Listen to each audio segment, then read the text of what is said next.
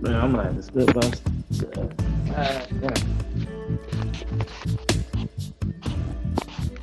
I'm not good bus. No.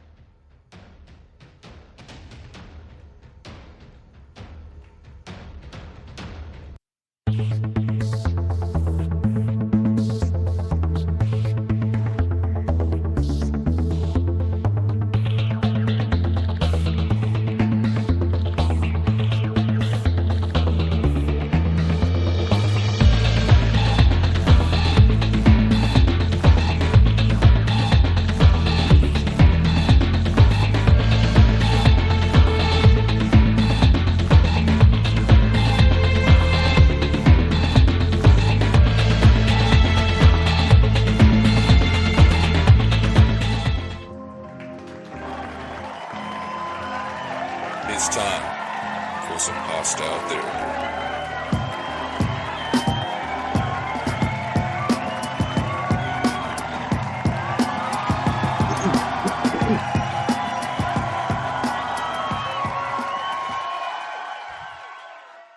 All right, welcome back to Hostile Therapy with Big Red. We're here on Thursday night.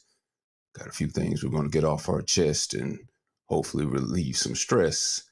I'm back here again with me, Lord Trent, LT, back for another episode. What's going on, man? Oh, man. Oh, I'm muted.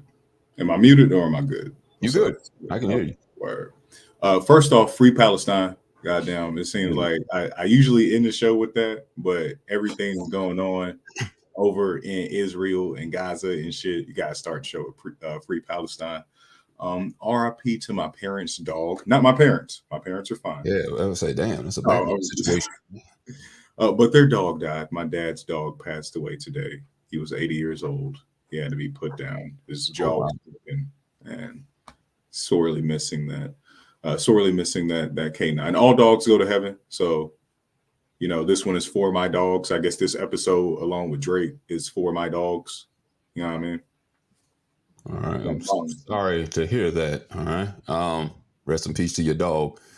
And anybody that has a dog that they really love, this is for you too. John the Icon is back on for another episode. What's going on, man? You're on mute, man.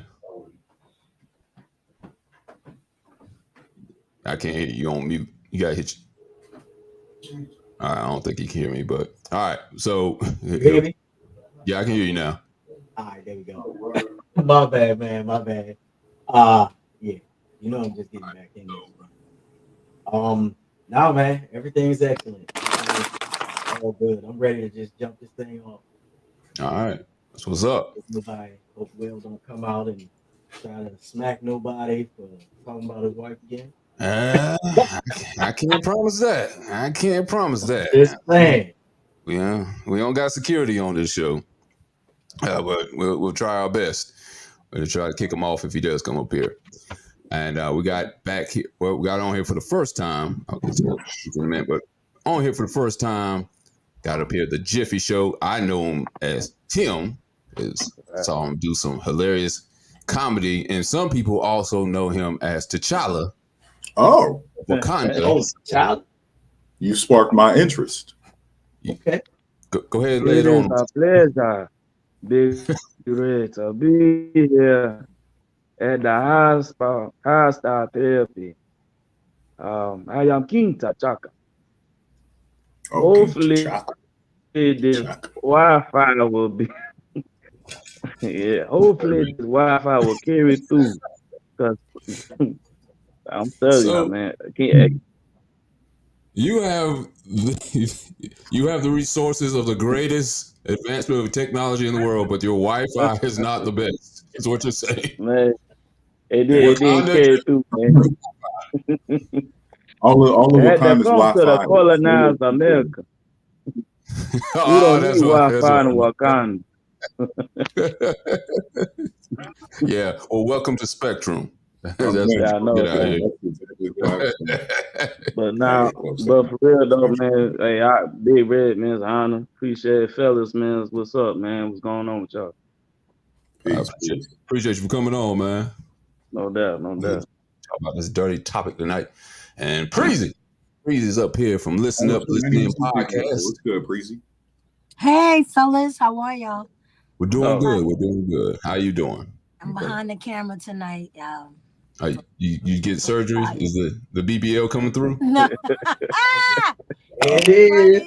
You funny. Ain't no BBS. I don't have to do that, baby. Oh! I was blessed with a BBL, baby. Natural. I don't have to do that. All right. It's called squats. It's called squats. That's what it's cornbread and lard.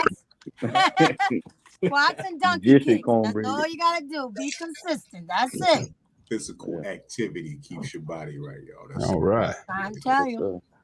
All right, that's what's up. All right, glad to see everybody in here, all healthy and vibrant, except for LT's passing of the dog. But other than that, I'm so we're all sorry. doing good. Word. I mean, if you had knew, T'Challa up here a little bit earlier, he could have gave him some vibranium, and maybe the dog would have. It probably could have done something. Some heart shaped herb.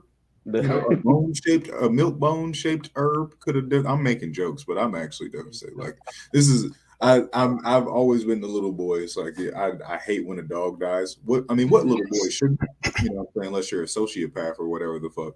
But yeah, you know what I'm saying? It's the life of an animal. You start thinking about life when you start recognizing stuff lose its life. Yeah, I'm a pet lover too. It hurts. They family, you know. They are family. Yeah, Not the dome. it hurts. Yeah, I get that. I definitely get that. I'm a pet lover myself. Got a couple animals in my house, like a zoo right now. But I totally get that. I'm with that shit. I'll take the ones that are supposed to be in the house. I'm not gonna lie. I do want a panther. I do want some exotic animals. But last time we was talking, you talking about ferrets and gerbils and all that shit. I would step on those.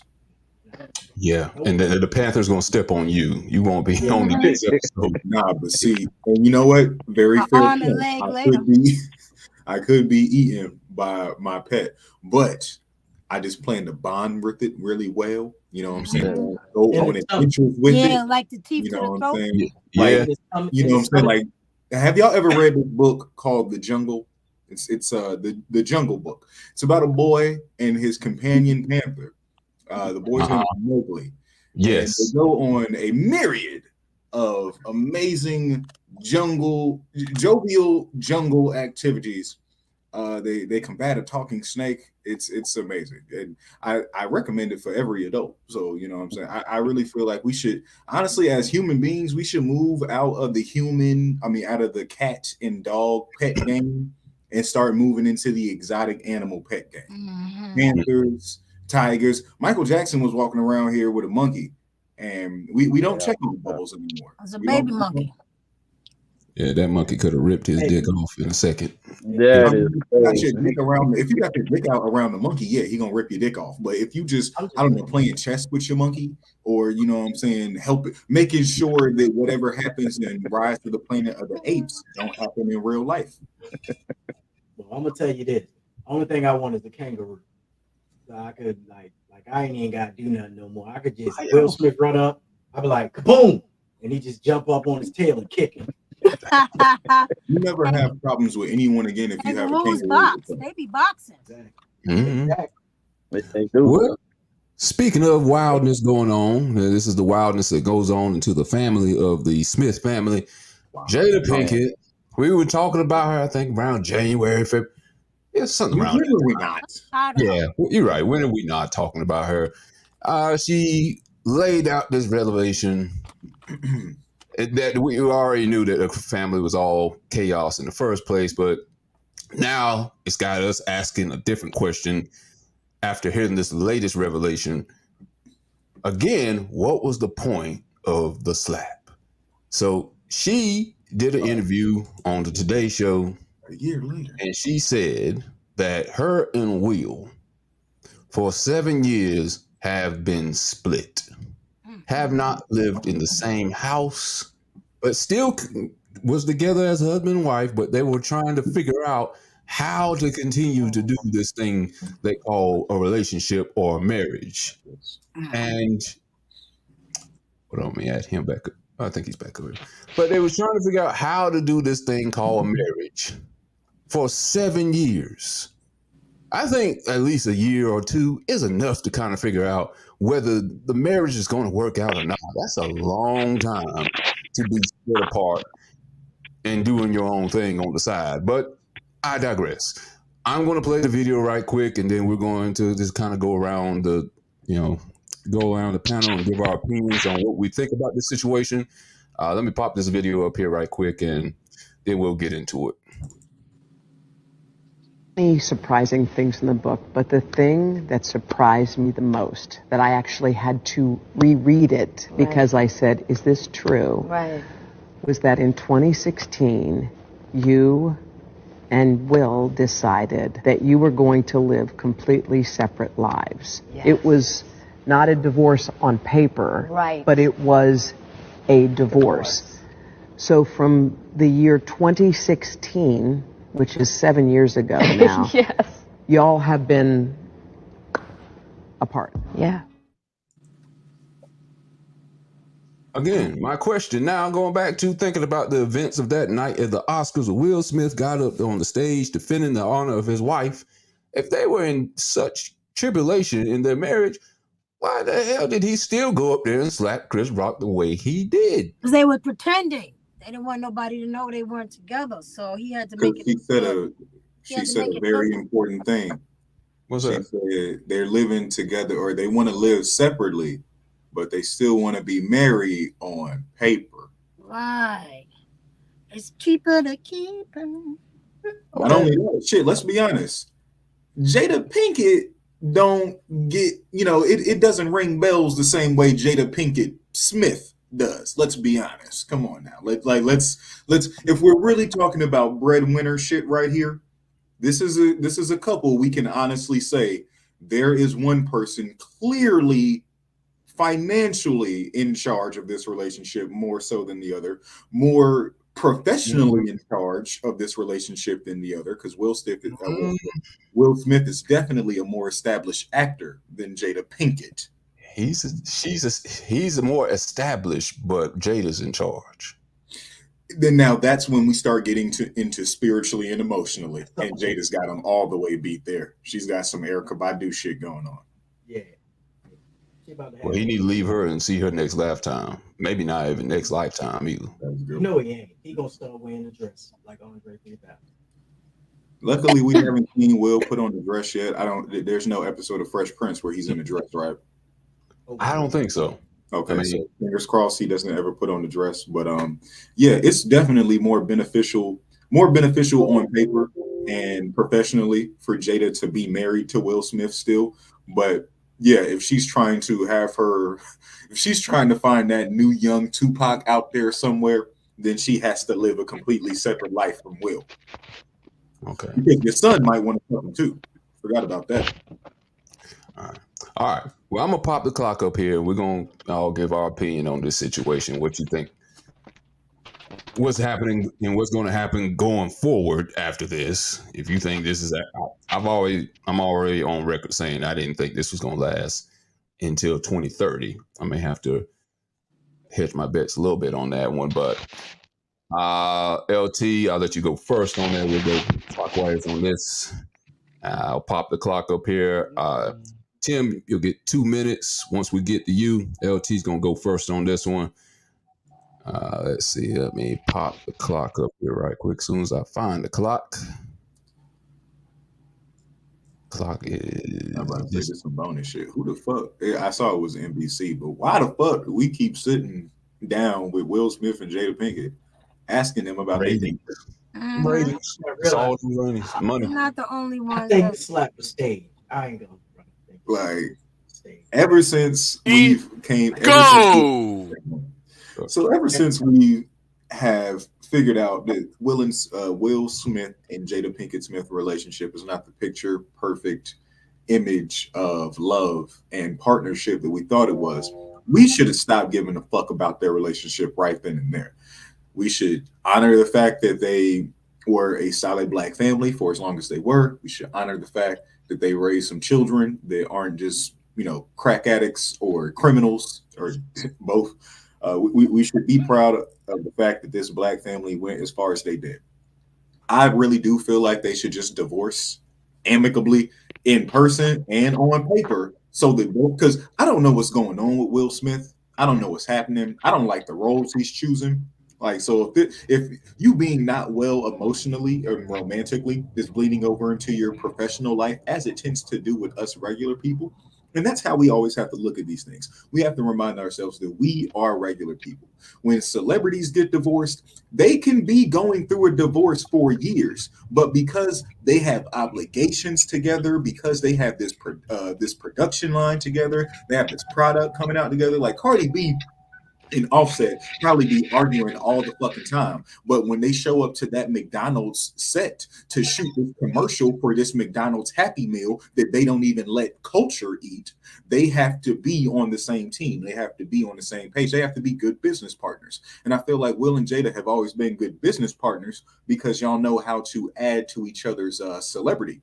But in recent years, they've literally just been making each other look bad. Like Will Smith, even in defending her that night, made himself look bad. And when he makes himself look bad, as we say on this show all the time, the person you're with is a reflection of you. They look bad as a unit, and Jada doesn't really take accountability for that. And I really just want Will Smith to blink his eyes twice. All right. Thank you, LT. Preezy, you're up next. Tell us what you think about this situation and how it's going to unfold going forward. Are you ready? Go! Well, first of all, they're not the only ones that's probably going through this. I've heard a lot of couples, they're there, they may be together for the kids or financial reasons. You know, sometimes your name, they got their names on so much things, they don't want to separate, you know. So you got husbands that might be downstairs in the man cave sleeping, the wife is upstairs. So it happens. They're not the only ones. It's just that they're celebrities. But my thing is, I just get tired of them putting their, you know, personal business out on the table like that, you know, and it's bad enough. She's, you know, all this Tupac stuff she's talking, and you know, it's embarrassing. My thing is, if you have problems like normal people do, because then they're human. You know, it doesn't matter because she's Jada Will. They are human beings that are together for financial reasons or whatever properties or stocks they may have. They just they care for each other, but there's probably no love. They're not in love anymore, but they're staying some people stay to keep the family together. Even though the kids are grown, they still stay around each other because they have that understanding. Hey, you do you, I'm gonna do me. There's a lot of people that's out here doing that. You know, it may not appear that they're doing that because they're trying to keep people out their business. The only thing is she keeps coming to the table. I mean, whether it's red, white, green, blue, she's always sitting at a table telling her business. And I think that's the problem. Why are you telling us what you and Will are going through? It's nobody's business. So I don't know if you're doing it for the clout or whatever, or they said she got a book out. My thing is just stop. If you're going to do this is your agreement, fine. But if you feel that y'all can't be together, just divorce. But see, it's a lot in that. Divorces are messy, and that's why I think they're gonna stay.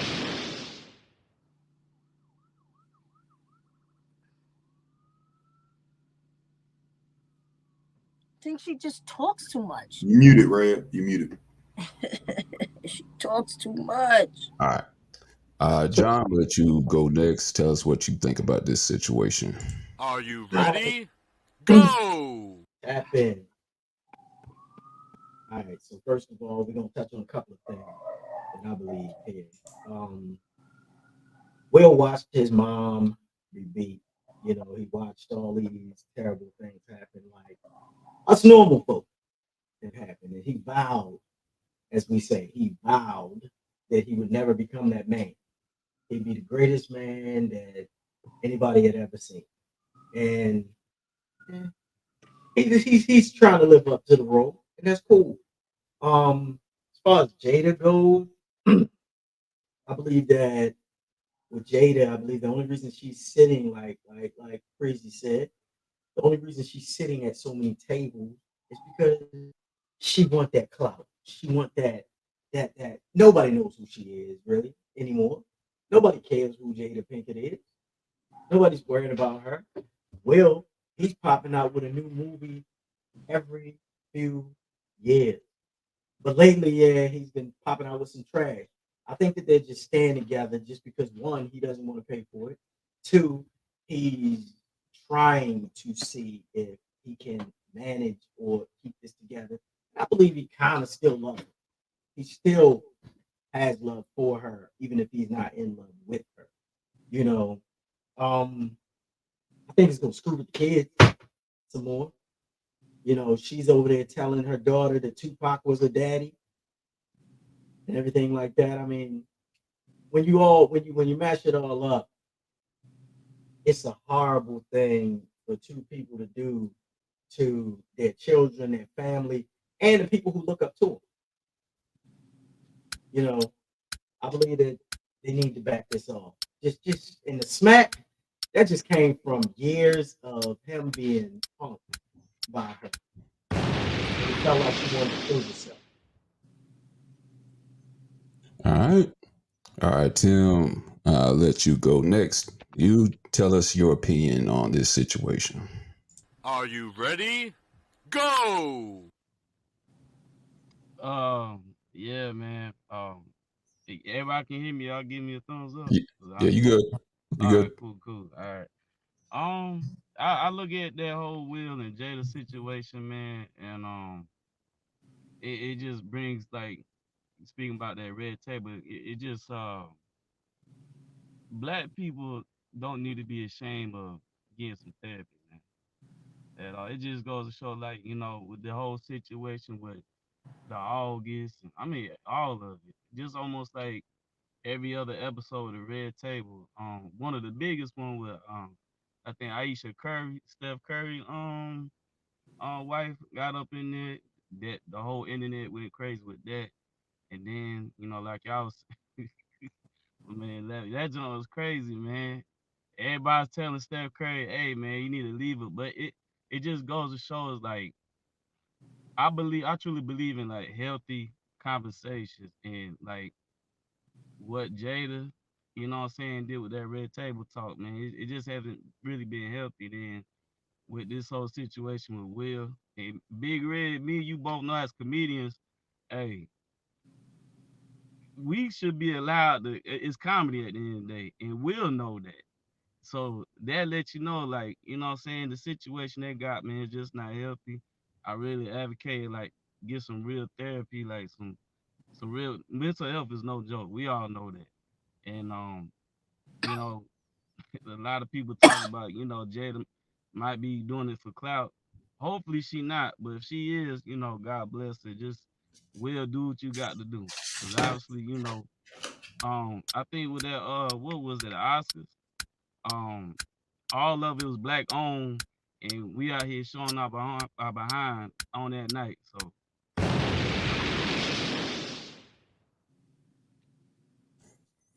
All right. I'm gonna go right quick. I'm gonna tell me what I think about it. Are you ready?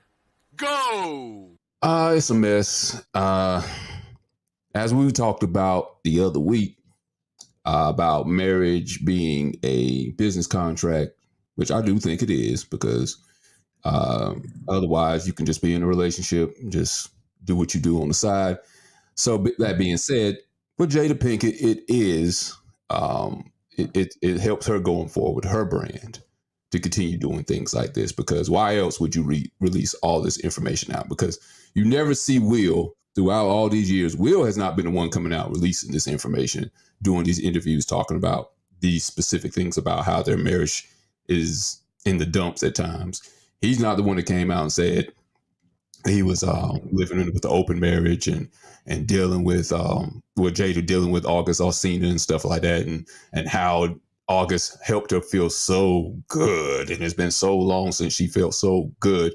How in any other marriage or relationship would that do it good to talk about that openly, freely to anybody in the open public, let alone and just one on one? No one wants to hear their spouse talk about how someone else made them feel way better than you can do.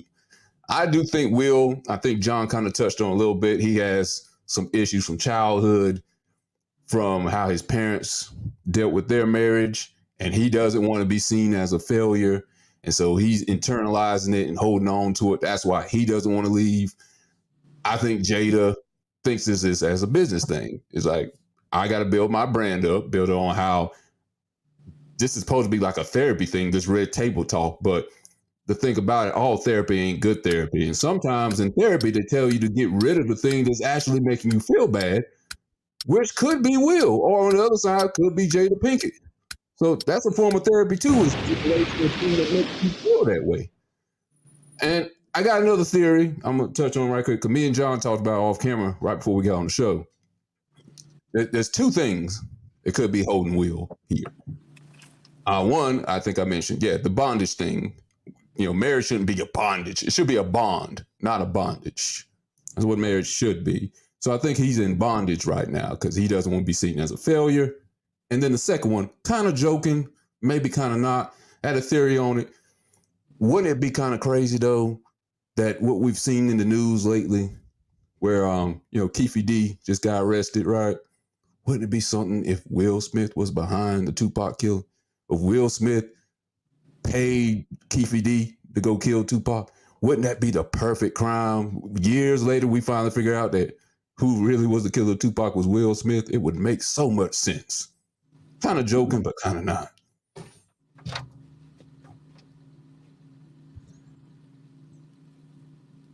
Y'all can speak on it. Will and Jada have stopped being, like I said, they've stopped being a picture perfect marriage 16 years before 2016. Like, we were literally talking about their open relationship. We were talking about how Will Smith and Dwayne Martin could possibly have a relationship on the side. Jada Pinkett has always been bombarding us every day that is relevant to Tupac in some fucking way. Here she go in front of the camera. As a friend, close personal friend of Pac. See, I just called him Pac. The way I knew him, it's like, Jada, you have a husband. You could be talking. Now, when the kids were young, we coveted them. When the kids were successful and we didn't judge them too much, but all of the kids are grown now. If I'm not mistaken, Willow is the youngest. She's 22. She's old enough to fucking drink. They could divorce amicably. But again, we're regular people looking at a Hollywood relationship. It is so much better for them to maintain the idea. That's why politicians, even though we know politicians be out here cheating on their wives, fucking around on their families and shit, they still maintain those marriages because it doesn't look good to be divorced on paper. It doesn't show consistency. It shows lack of commitment. You know what I'm saying? You don't want a leader that can't commit is not a good leader. So especially in terms of Hollywood, when you're in business, not personal, a whole business. It's a whole business, because you really thought she was about to find Tupac in August Alsina? I'm just saying, like, that man rest, man. Like, I'm saying, like, please, can we let Tupac rest, or let him literally rest on his fucking acres in insert whatever country you think Tupac is? Put it in the comments what country you think Tupac is living in here. But see, you gotta remember too. You gotta remember this also. Marriage, when it first started, marriage was not originally intended on being something that people did for love. They did it because we're trying to join two powerful families, two powerful unions, and we're trying to make a powerful empire. That's what we're trying to do. And with them two, now, I mean, it ain't as powerful as it could be. Like, maybe if he was with somebody else, he could be more powerful.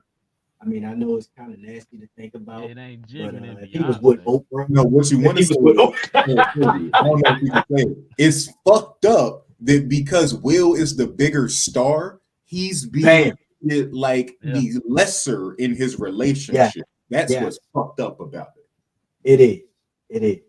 Because what's your favorite Jada Pinkett sitcom? Probably A Different World, but A Different World, she wasn't even the star for real. And A Different World versus Fresh Prince.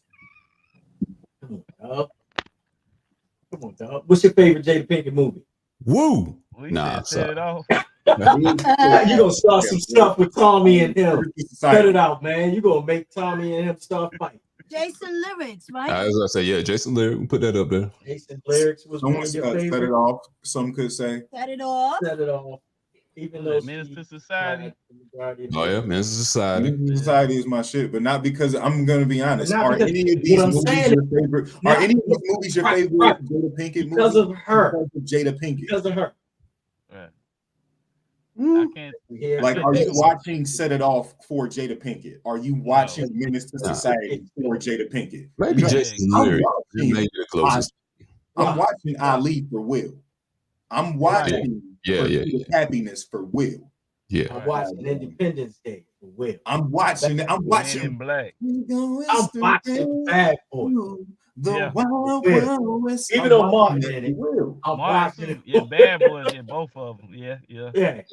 You know what Bruh, I'm saying? I'm watching and listening and streaming currently Men in Black for Will Exactly. I on can't think Apple of one with Music and Jada. Spotify. But you can't think of a movie with Jada in it Nah. that when Not she's one the that is main not one character. that you're like, ooh, Jada did that shit. Ooh, that's the Yeah. Jada Pinkett movie. That's that. Yeah. No. Hey, what's that movie, that latest one they made with the girls trip? Girls Trip, yeah. Oh yeah. And people And it was wasn't more for her. like, And it wasn't good for shit, her. Regina King. Good Look, shit, Queen Latifah. Good shit, Tiffany Haddish. Right. There you go. I don't even remember Jada Pinkett role in that movie. I'm not even trying to hate on Jada Pinkett as a person because Don't sound like it.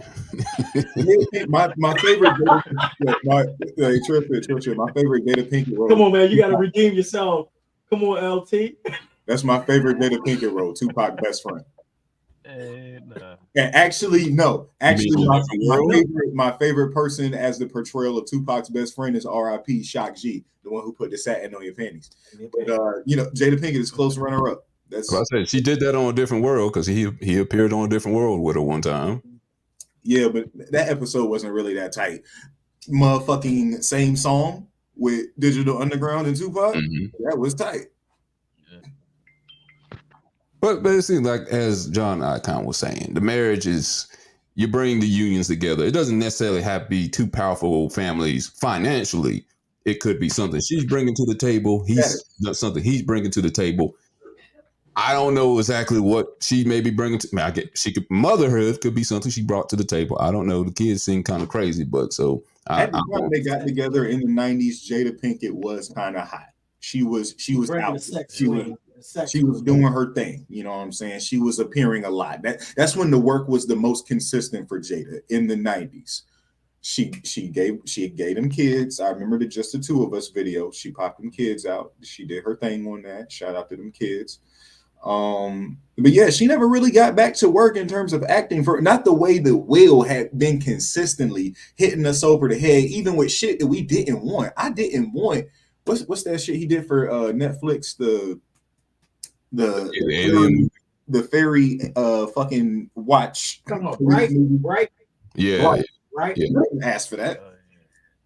But I will say it was a Will Smith movie. It was still decent. Yeah. He doing that because he trying, just like you said, John. He doing that because he trying to be a protector and provider for his family. He taking all these roles that require him to remain physically fit, so that everyone know he ain't no bitch, he ain't no pussy. You know what I'm saying? So you think Tupac hard, huh? Tupac punching aliens in the mouth. You think Tupac out here fighting fairies and ogres and shit? You know what I'm saying? He doing everything he needs to do, but every time we speak to Jada Pinkett about some shit, she has the most love and adoration for a dead man. And I know, as like even Will Smith, he said it at the Breakfast Club in that interview with Martin when they was doing for Bad Boys 3. He was like, "Yo, that like I was really insecure about that for a long time. Like even when I would meet Tupac, I would be insecure about that. I would be sizing him up. And it's like, think about that. This nigga's taller than Tupac. This nigga definitely has more money. And in the long run, one of them is kind of winning a little bit more. Like if you're measuring it by, amount of breaths being taken at the moment. Do you think right now that Jada Pinkett is helping out Will Smith's brand? I see Jada Pinkett helping out her brand, but do you think she's helping his brand out at all? Oh no, she's completely destroying his brand because it's just making him look unhinged. It's honestly it's making him look unhinged and lovesick. He's scared of white folks at the award show. I'm gonna put this out there. Go ahead. Go ahead. Tim. No, you go. Go ahead. No, go ahead. I wasn't going to say that. Everyone go ahead. I was just saying at the same time. he scared them white folks at the award show. So like, that took like, I mean, Will always gonna be Will, but it's like he gonna do a couple flicks to like clean the image up a little bit. Like, all right, Will back type of thing. I mean, Oh man, was that Bad Boys was before or after the slap? It was before. Later. Before. Oh, It was okay. before. And they shooting another one. And I am So Legend. that one right there is gonna be like that stepping stone of like, all right, the slab is over. All right, Will he back at it type of thing. You know what I'm saying? we should really just like he shouldn't have to. I hate that we think about it in terms of he has to do some movies because But it's not even God, really, it's not for it's us not- that he has to do the movies for, because we can Yeah. understand the dysfunction of what's happening within that relationship and see through the layer that Hollywood that forces shit. We feel it in our own relationships day by day. Like, you don't argue with your significant other in front of your coworkers or in front of your family members. You don't do that. And to have something so private happen in front of literally millions of people, as the Oscars audiences for, and the nerve of them to do this at the Oscars, because the Smiths are good for trying to get black folks to boycott the Oscars when they don't win some shit, when they not nominated for some shit. Jada B, because I remembered dark skin Aunt Viv was talking shit about this. She was like, notice how the Smiths always pop up around Oscar season and want to boycott, and they was really on some boycott the Oscars because they not appreciating our films and shit. And it's like,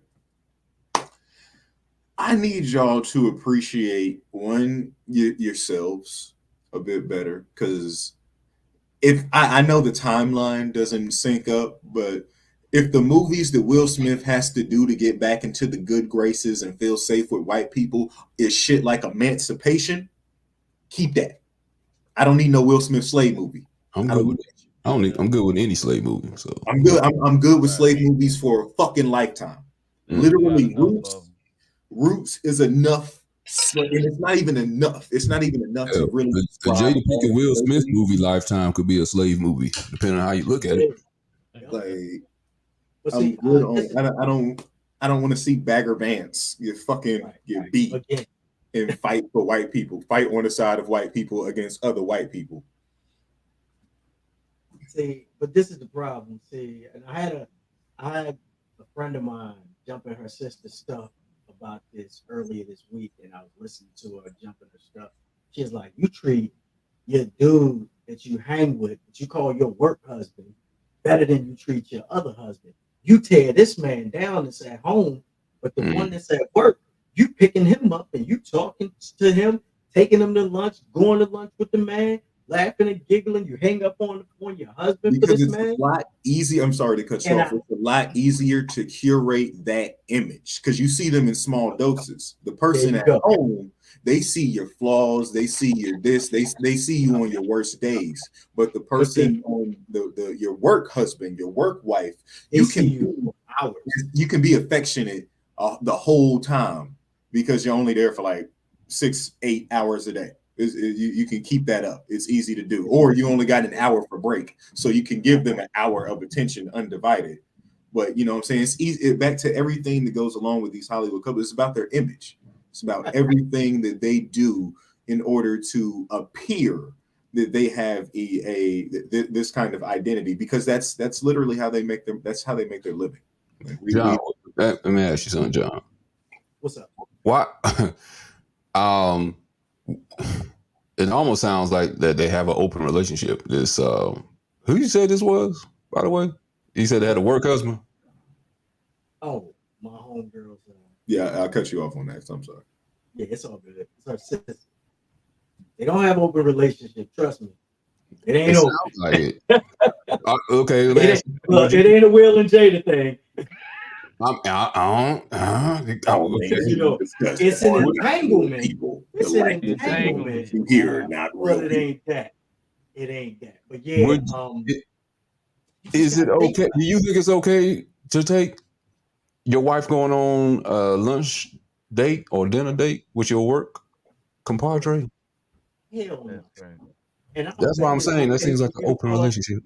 No, I don't think it's okay for you to call. That seems like you unhappy in your relationship.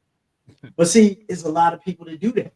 There's a lot of people that they work with somebody, they get so used to them that they call them their work husband, their work wife.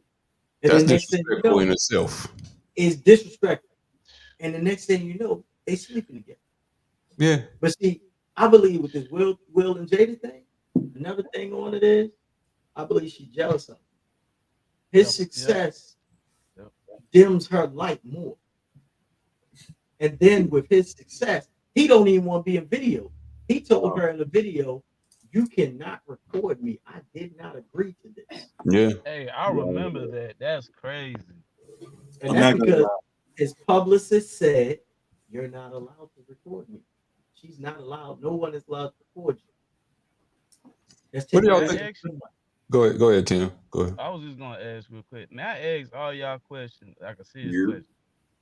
When have any of us ever heard Jada give like a real authentic compliment about Will?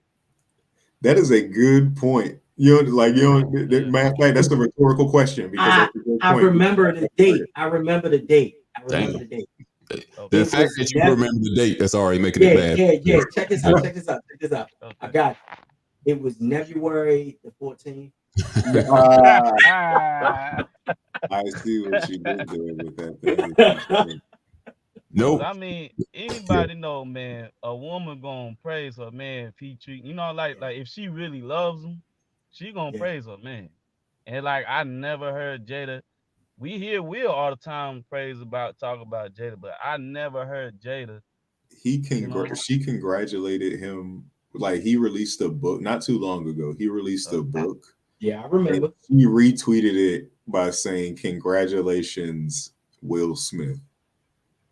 Like she I couldn't called. find that in your Apple Music library. No, You Siri, can I wasn't. I know it sounded that formal that my Siri picked it up. Yep. I remember there was a conversation that I think they both had a conversation. I don't know who they were interviewing with, but Will and Jada were talking about a birthday party that Will threw for her. And it was because I guess how he threw it, what he did at the party. She was pissed at him for him throwing her a surprise party. I mean, I used pissed to at throw him. me a party at my birthday party with gifts in my party. How do you dare? How dare you? I'm gonna give you the Denzel. How dare you throw a You're just party gonna for celebrate my me birthday in today, this Will. bitch? I don't care who you are. You're just I'm gonna putting force me cases to on celebrate all my your birthday Come gifts. on, one at a today. time, one at a time. we Go both ahead, Trent. Go ahead, Trent. I was just saying what Jay was probably saying is like you just gonna force me to celebrate my birthday today with like making it his fault or making it his like he did. My bad. I'm sorry. I just thought I was I had C come over. He did the little Carlton dance. Thank you, Alfonso. You can leave. She didn't like What it. it would okay, let me ask this question. It doesn't have to be their marriage, but any marriage. She's saying they were split apart for 7 years. Come on. What would be the brink to where you would say no mas to the marriage when marriage is supposed to be forever? You're supposed to build. It's supposed to be again a business relationship. Whatever, you don't want to dissolve it for anything unless absolutely necessary. And I don't know if anyone's giving them kudos for this because again they've been together for I think about 20 years. If it hasn't been 20 years yet, It's been no, okay, it's it's been been about over. 20 years. I It's don't been know if over. anyone's giving kudos for them working through their problems, or you could say maybe they're not even necessarily even working through their problems. They're just staying together. But in your guys' opinion, I'll go around. What would be the breaking point that you would end a marriage? Let's scratch the kids out of it. Let's not even say we're doing it for the kids. Scratch the kids. What would be the breaking point to where we say, okay, I can no longer do it. I can no longer do it. We have to just go ahead and split, go our separate ways. Tim, I'll go to you first. Oh man. Um, me is just infidelity straight up. Infidelity. Yeah. I know me. What I'm saying? I take pride in, what I'm saying, being faithful.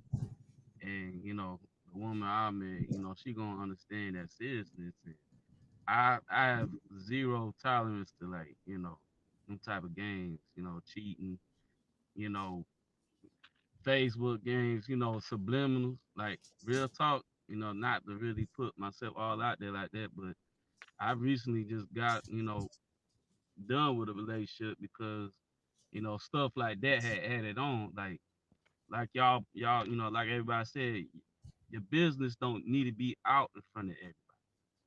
You know what I'm saying? And you got people out there that's, they want to watch, what I'm saying, drama on the Facebook timeline, to be entertained.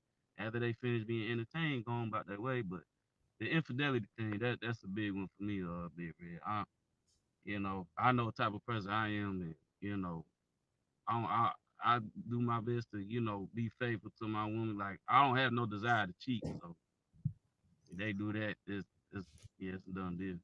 Okay. Well, if there is no infidelity, what is there? If you're just unhappy, is there any hope I'm for that? glad you said that. I'm glad. I feel like you got a lot of, well, it ain't no. I feel it is a lot of marriages being split up now today times because of they not happy. And I ain't gonna lie, I be talking a lot of like older, couples and married folks that been married 30, 40, 50 years, and I be asking them like, what, what I'm saying, what's the recipe for y'all marriage to still be here to this day? It's like they just boot it up and just work through it. Like, what I'm saying? I don't know if it's the social media era now. Like people just like, I'm not happy, let's just getting divorced, but I'm a type of person. Till God take me out, I'm here. Like when we walk on that to the aisle and say, till death do us apart, I'm the type of person I'm gonna stick it through it. That's just me. Yeah. I always hear people talk about unconditional love and stuff, and they want that in their relationship, and they're able to split apart from their partner so easily. That's crazy. But then I ask them like, would you do that to your kids? If your Right. kids do something bad, and I know that came from you, Hmm. but okay, your aunt, your uncle, your grandmother, even some of your friends that have done you wrong, and you still end up coming back, albeit it may take a few months for you to forgive her or whatever, or him, for whatever they did.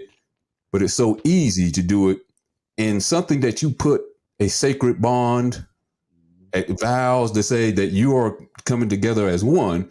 Why is that so easy to break apart? And just because nobody really listened to the vows, I assume.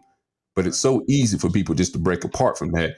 So yeah, I kind of sort of want to give them a clap for saying good job, y'all staying together, you're working through the hard part. But at the same time, I don't know how this is serving each one of them, because when you say you're coming together as one, it is to help you out. But when you're dealing with something that's like a parasite or a cancer to you, you're supposed to cut that parasite or that cancer away from you. And if that person is like that towards you, then I guess you should cut that away. You shouldn't stay in that bond. That's the question they have to ask. Some people get sick and you don't get rid of them, and they can get better and you keep them in your life. But is that person going to continually be a disease to you, a sickness to you that you can't cure? I guess that's the question you have to ask, whether you want to keep going in that relationship or marriage or not. John, I'll come to you next. What do you think? What is the breaking point to where you would end a marriage? When I've done all that I could do, um, I'm a fighter regardless. So even with marriage, um, other than infidelity, we can work through everything else because that's what you're there for. You can't just be there for the good times and expect to have every day sunny. If you can't work through those hard times, you can't Mm, work through those moments of, things going crazy and when the world is crumbling down. If this ain't the person that when the world is going to shit, you want them next to you, or I'll take you like this. Wife fuss and do certain things that she'll get on me about. And I'll be like, man, oh, I'll be like, Hawk smash. I'll be in my Hawk mode. But then I turn around and I'll be like, but it ain't nobody that I'd rather have by my side as my ride or die. If you ain't got that and you can't stick with the individual that you chose, then obviously you chose the wrong person because you're supposed to be able to tough it out. You know, you never know what a good time look like until you feel a bad time.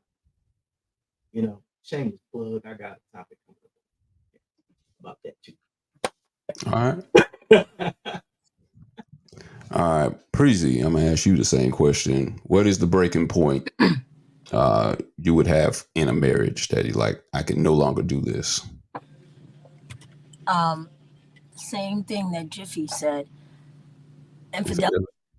Infidelity. Infidelity. I don't like liars. You know, because if you lie once, you gotta lie twice. You're gonna lie 3 times, and that first lie gotta fix. Okay, you gotta remember that first lie from the second and the third lies. You know, I don't play games. You know, I don't know if I'm older than anybody on this stage. I'm in my 50s, and I don't have time for the games and playing like that. You know, when you're in a relationship, just know what you want. You know, and I believe in working on things, but it would be very difficult to work on somebody who cheated because now the trust is gone, and it's already hard to build trust. And then once you get it and it's tampered with or destroyed, it's really hard to get that back because now anything he tells you, you know, you're gonna always have that doubt. Is he going here? Is he doing this? And so that is what's gonna bring that relationship down. But I'm not going to say people can't go to therapy. I highly recommend therapy with everything. If you're willing to make things work, you know, I think that if it's worth it, and it should, because a lot of people, they don't give 100. Every relationship, you have to put 100. Everybody's going to have their flaws. And if their flaws are not that bad, where we could, you know, we could deal with it, that's fine. But there's therapy.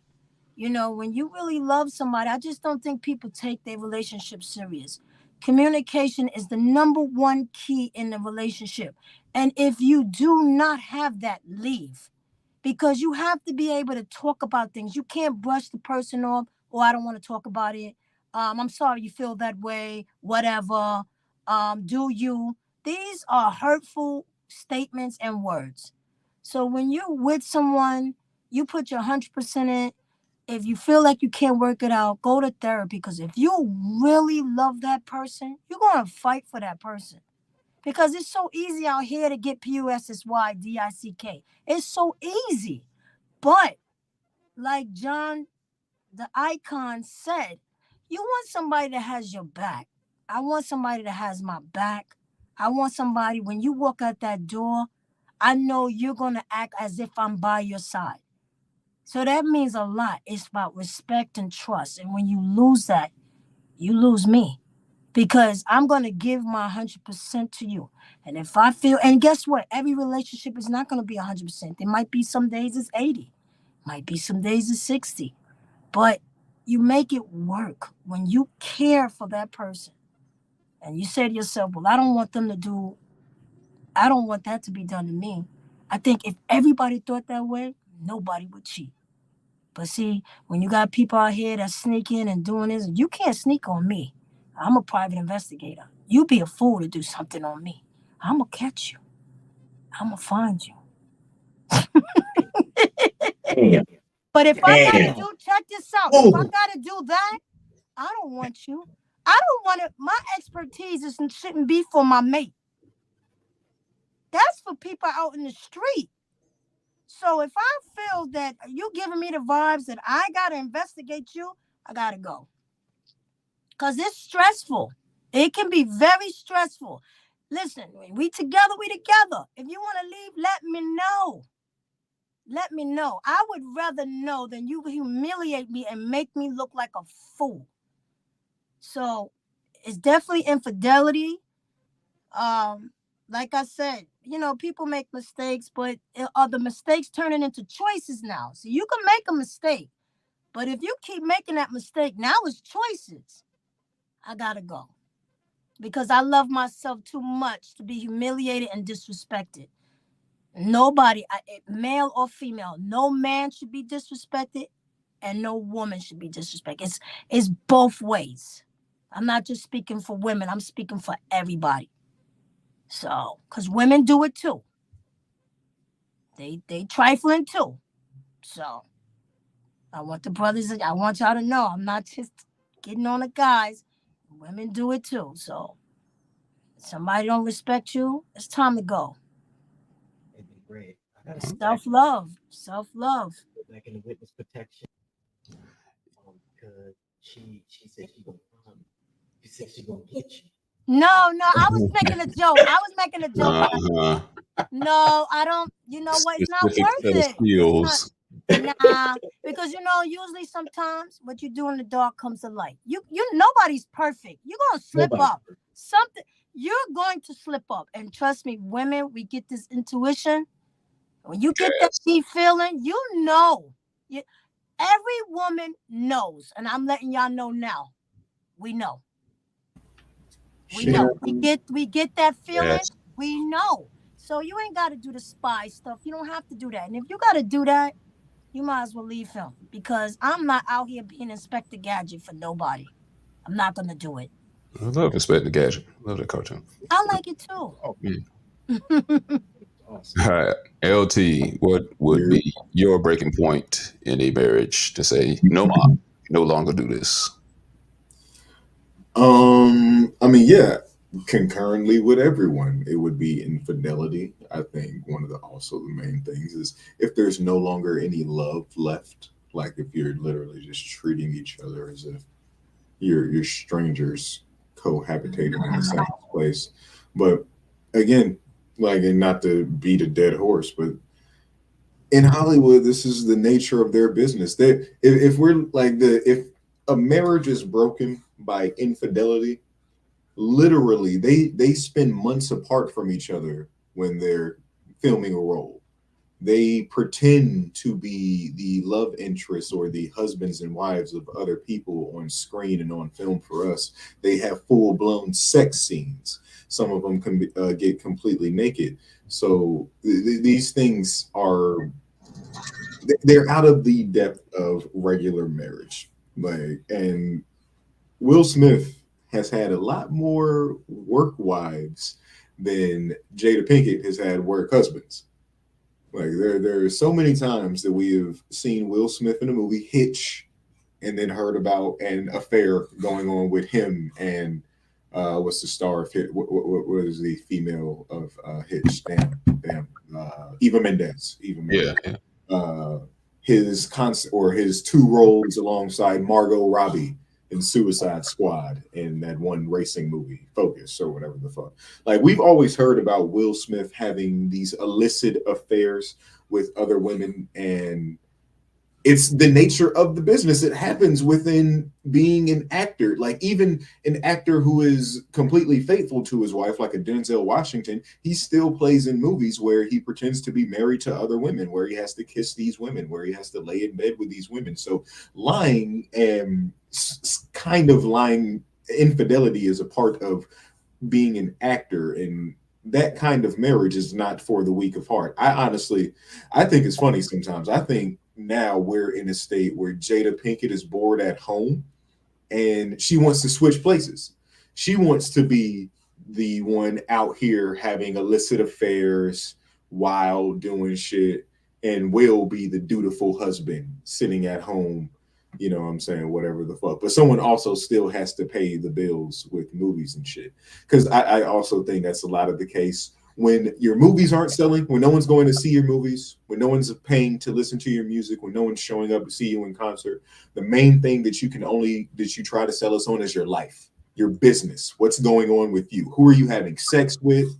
What clothes are you wearing? Who are you beefing with? What's going on? Like what injustices are going on? Who in the industry can you expose? Like when the thing that you're known for, when your actual craft, when you're not being paid for that or paid any attention to for that, like I hate to say, like a Jada Pinkett in your relationship, when you're not on the same caliber of actor as your significant other, you either become comfortable in your backseat role or yeah, you become unhappy, resentful, and you start to do things, you start to lash out emotionally and, put your marriage in jeopardy because of that.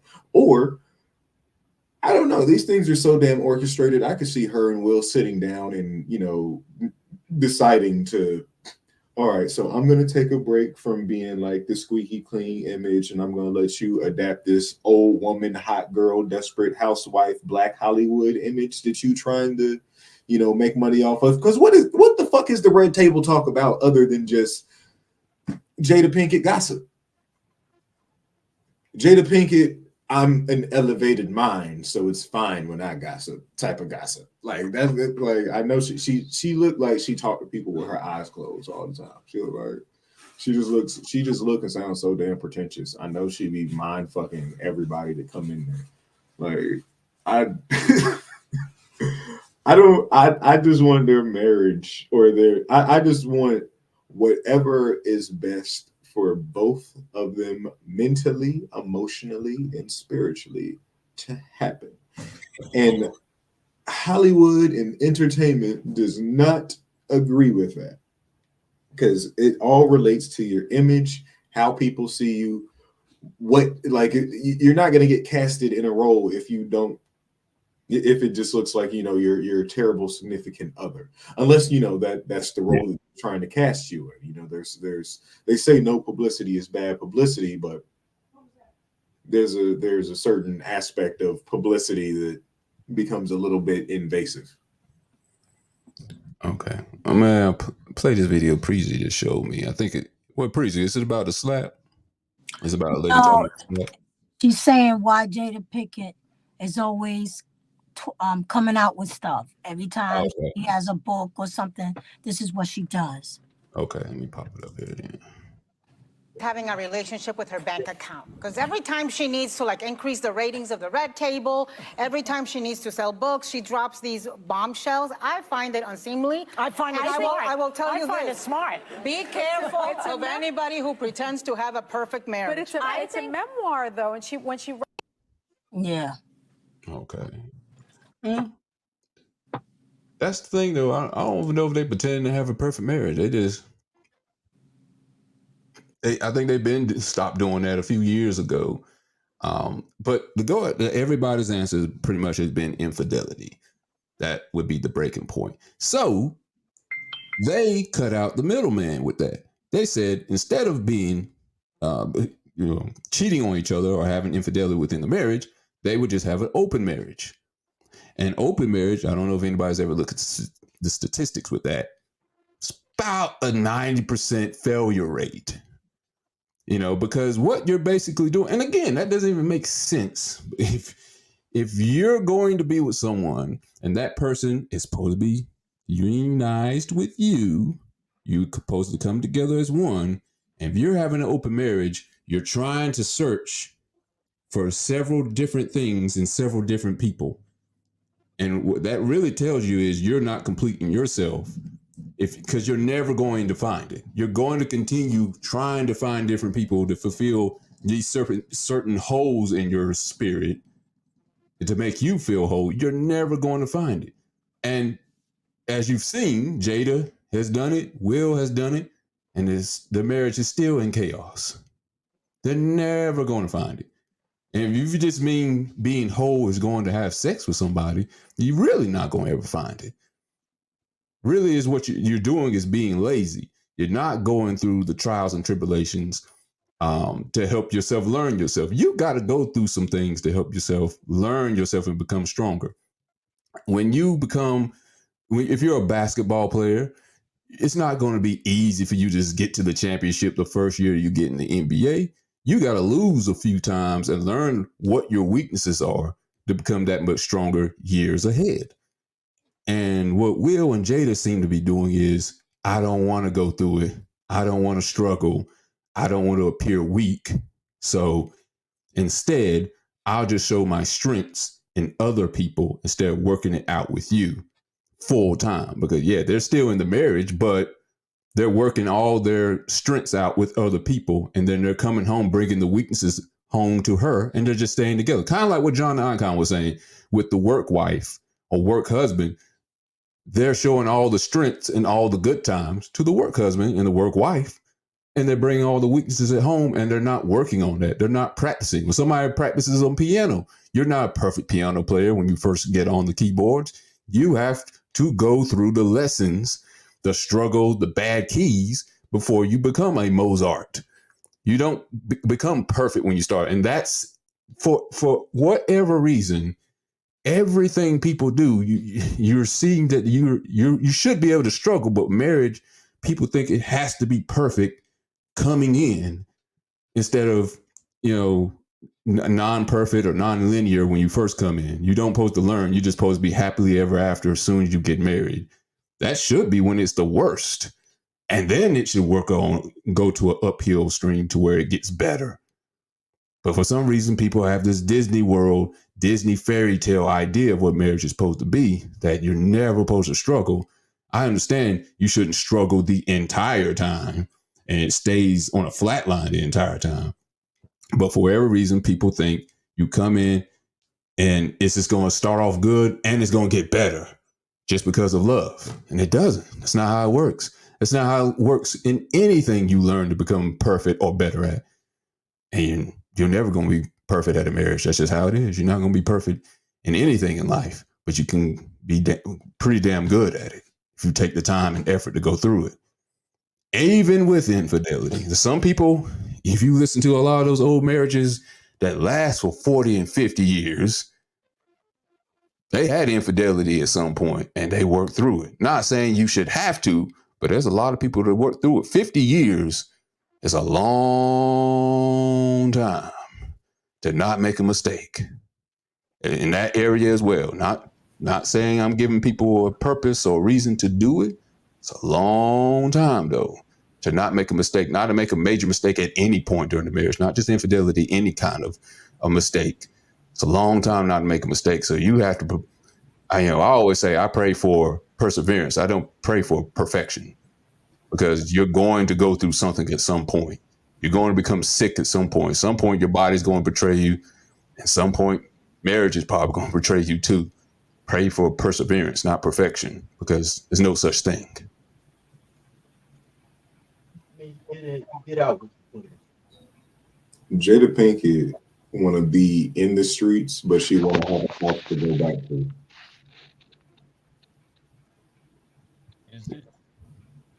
I can't, John. Can you turn your volume up just a little bit? Oh, I was like, get out. It's basically just like a business. If you don't do the work, you don't put in everything that you want out, then you're not gonna get it. You're not putting anything in. You can't sit there and think that you're gonna get a fruit tree, and you don't plant the seed and you don't water it. What do you expect out of it? You don't do the work, but you don't get it. She's getting ALT. She's setting up for her lifetime.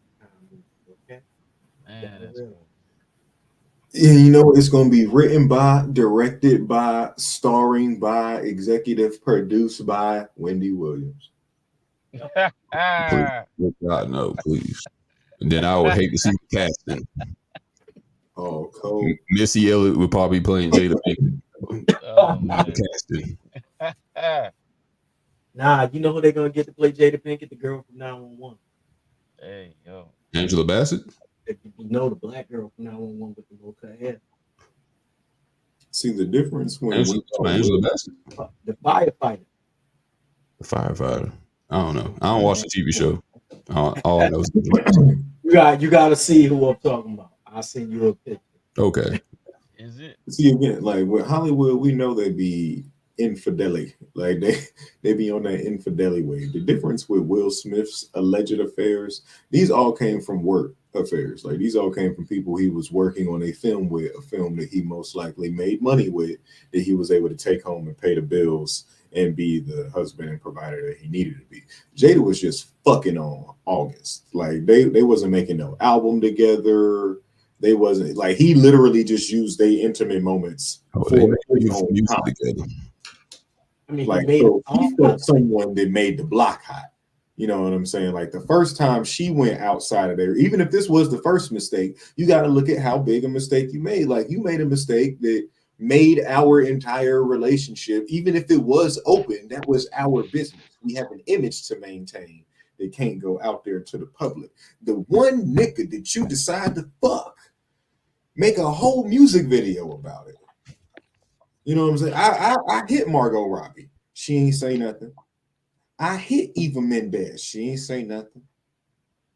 You know what I'm saying? She might be like there were some rumors that Eva Mendes was out here a little distraught over her alleged affair with Will Smith on the set of Hitch, but that got cleaned up. He got the.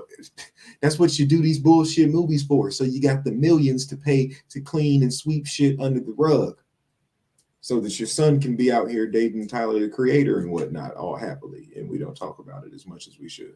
I don't even know if they probably keep their relationship to themselves now. I'm glad you said that.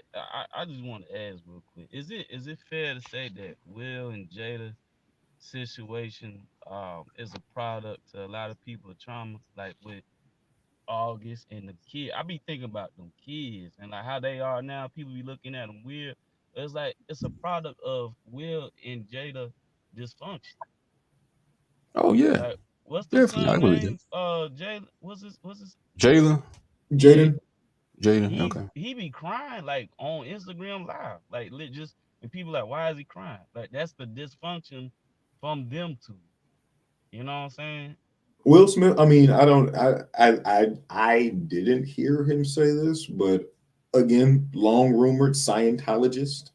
So it's one of those things where it's like, again, the nature of these people's lives are not, the average, what I'm saying, your average store owner or your average, what I'm saying, business owner, your average person that, lives in your neighborhood. These people are literally paid to live different lives for our entertainment. Yeah. Like think about a rapper. They're literally paid up until they're like too old to rap about parties with young beautiful women. Meanwhile, they have whole wives and children at home. Yeah.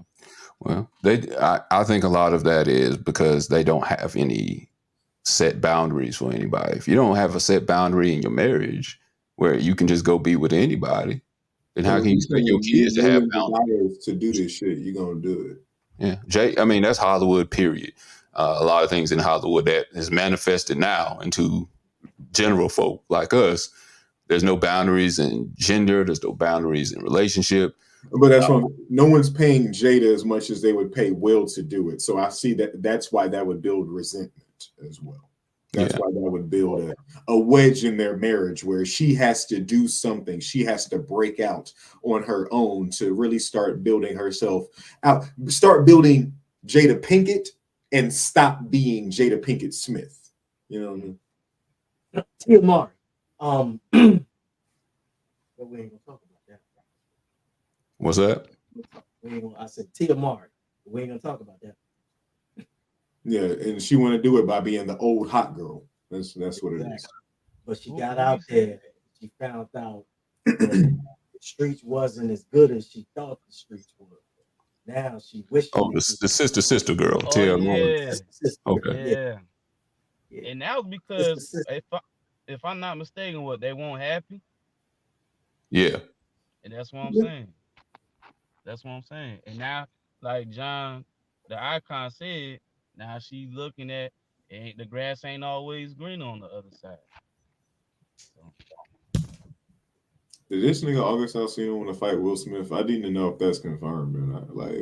I don't know. I don't because August Alsina a rowdy little rat scallion. You know what I'm saying? He be out here, letting the good hands commence and shit.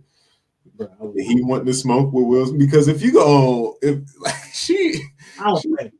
don't think that he got it in him for that. Well, I mean, why would he want to? I mean, he already beat. You already have no respect for the sanctity of this marriage. He already did. He got his wife. Why? You about to fuck this man's wife? Like you. Yeah. You don't need to knock nobody out. He knocked his wife out. I mean, And I can't remember the exact music video. I'll have to go back and revisit it. But the text message thread that they was having, yeah, she was talking about being unhappy and shit and wanting to be with it's almost like she was deviantly pulling the strings of this young man, August. You know, she to have someone that she was more powerful than, that she was a bigger star than, look up to her and admire her, probably the way that Will used to look up to her back in the 90s when he was just the Fresh Prince star. Oh, he still looks up to her now. That's the problem. He looks up to her now. But it's different. You know what I'm saying? It's different. He's definitely mega. Like they got married before he was mega box office Will. You know what I'm saying? Like he don't have to listen to her the same way he used to have to listen to her. You know what I'm saying? When you bring in home that Suicide Squad money, you know what I'm saying? When you bring in home that Bad Boys 1, Bad Boys 2, you know what I'm saying? When you bring in Will Smith had back popping in the early 2000s. You got that Independence Day. You know what I'm saying? Because Jada Pinkett, like I said, her most consistent stream of movie making was in the early to mid 90s.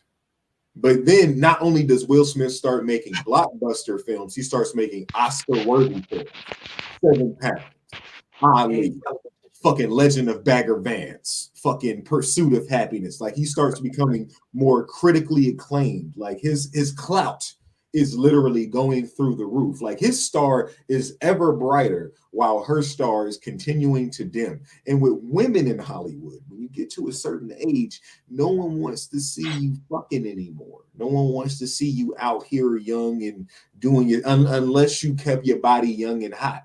And Jada, and she's not, I can tell she's not the woman that's willing to reveal her body as some actresses are. She's not willing to get naked like Angelina Jolie is willing to bust it open, like Halle Berry be willing to whip them titties out. Jada Pinkett isn't willing to do that. So again, the next best thing you can do is tell people and have illicit affairs in the tabloids about your sex life, about what's going on with you. And again, when no one is piling up for the new Jada Pinkett film, no one is piling up. Like she ain't got music. She don't even got a theme song intro that she could play on tour. Like, you know what I'm saying? Like you could say you would love to watch Set It Off. I will literally put Set It Off against my favorite episode of The Fresh Prince any day. And I'll watch that favorite episode of The Fresh Prince every day against Set It Off. I'm sorry. Set It Off is a classic. Jada Pinkett is an amazing actress, but she just does not have the star power of a Will, so it is only beneficial to her to be married to him on paper. As she said, she don't want to be married to this nigga emotionally or physically. She want a young thug. She want a tatted young singing rapping ass motherfucker. All right. We're gonna move on to the next one. Then, actually, this is basically for Tim. Tim said he needed some therapy. Said he was hurting this week. Gotta get therapeuticized. Yeah, so we're gonna put him on the On Your Feels therapeutic session.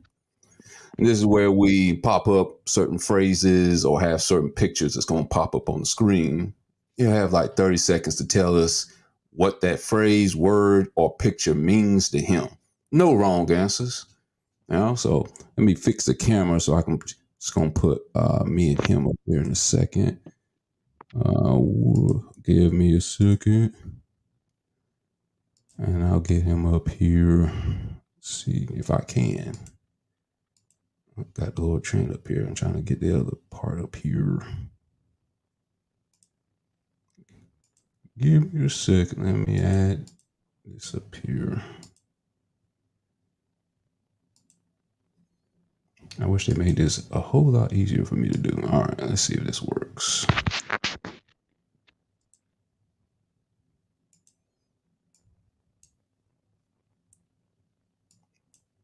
No, I gotta erase all this to do that. Give me a second. I'll get it up here.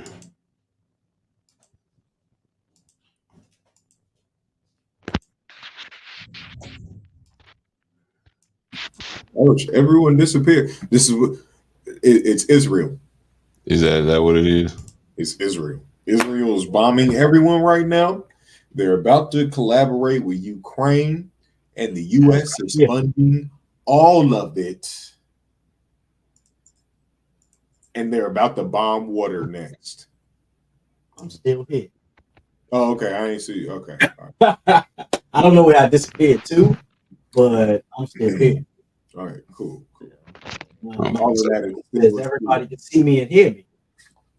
Okay, so it's not gonna let me do it like I would like it for it to do, so that's fine. I'm gonna have to put up the other camera slot then. We'll be fine. Let's see. Pop everyone back up here. Okay.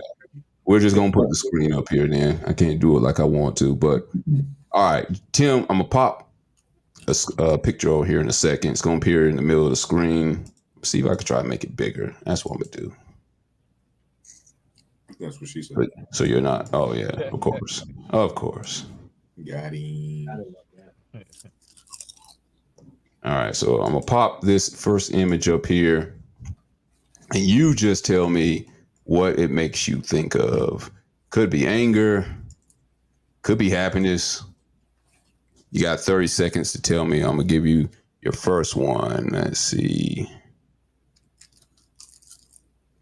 Here we go. First one.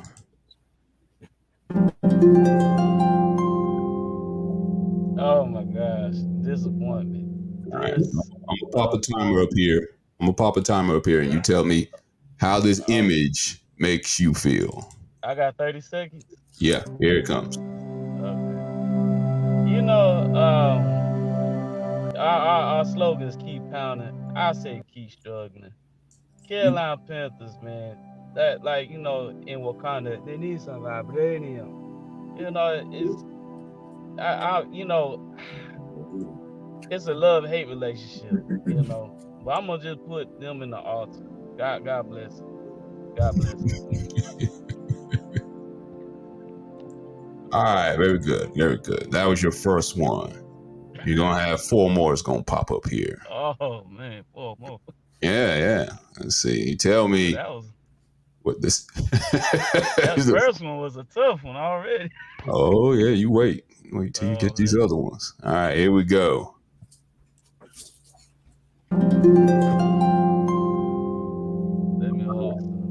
Let me hold something.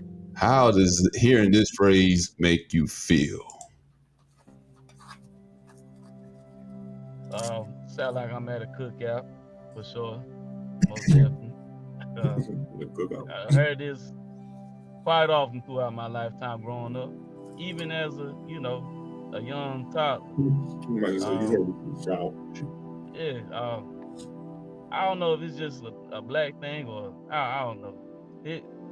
I don't know, man. That's what I feel. It's a cookout thing.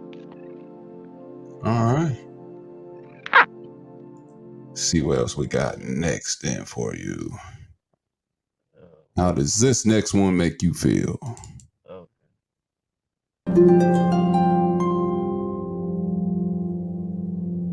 man. All right. Here's the timer. Tell us what it does for you. Man, it shows, man. You need to make sure you be with somebody you're compatible. And say, hey, no, keep your hands to yourself. Keep your hands to yourself. Me and my ex, we wasn't compatible. So the best thing for us to do, we had to split. Obviously, this couple didn't, but yeah, you feel me? Feel you. Mine's Mike Tyson and Robin Givens. All right. All right. Got 2 more for you. All right. There's no wrong answer. Tyrannical. You said what? Tyrannical tiger. Oh yeah. Let's see. How does this one make you feel?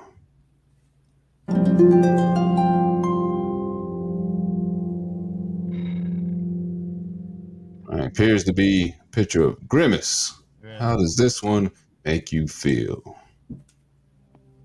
Hey, yo, no lie. Like, this is just real talk. My mom owns a daycare center, and I be picking up kids after school, and like these kids, they love that song. McDonald's had a shake called the Grimace Shake, and like, remember the Baby Shark song? Like, yeah, they sing that song every day. So, yeah, he took over Barney Place. Yeah, that's what I got for that. I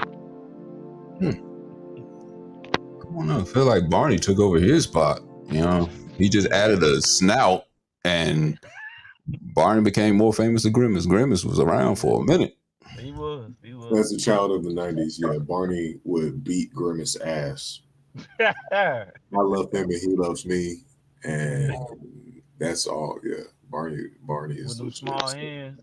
Barney and Power Rangers. All right. Yeah. Here we go. Last one for you. Tell me how this makes you feel. Not tonight. How does that phrase make you feel? All right. I desire getting married. And once I get married, we don't need to hear that.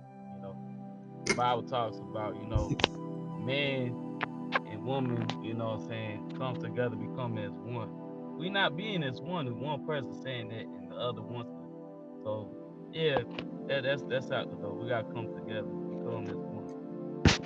Whole body for Christ. So that phrase, not tonight, not gonna work for you. Even when the red light special is going on down there? Even the red light, okay. I was not thinking about that. You know what? One that ain't got. I would forgot about the whole red stop. Yeah, I forgot about that. Red light. But other than that, yeah. And then there's the other time too when it's just a little spot, just a little trickle.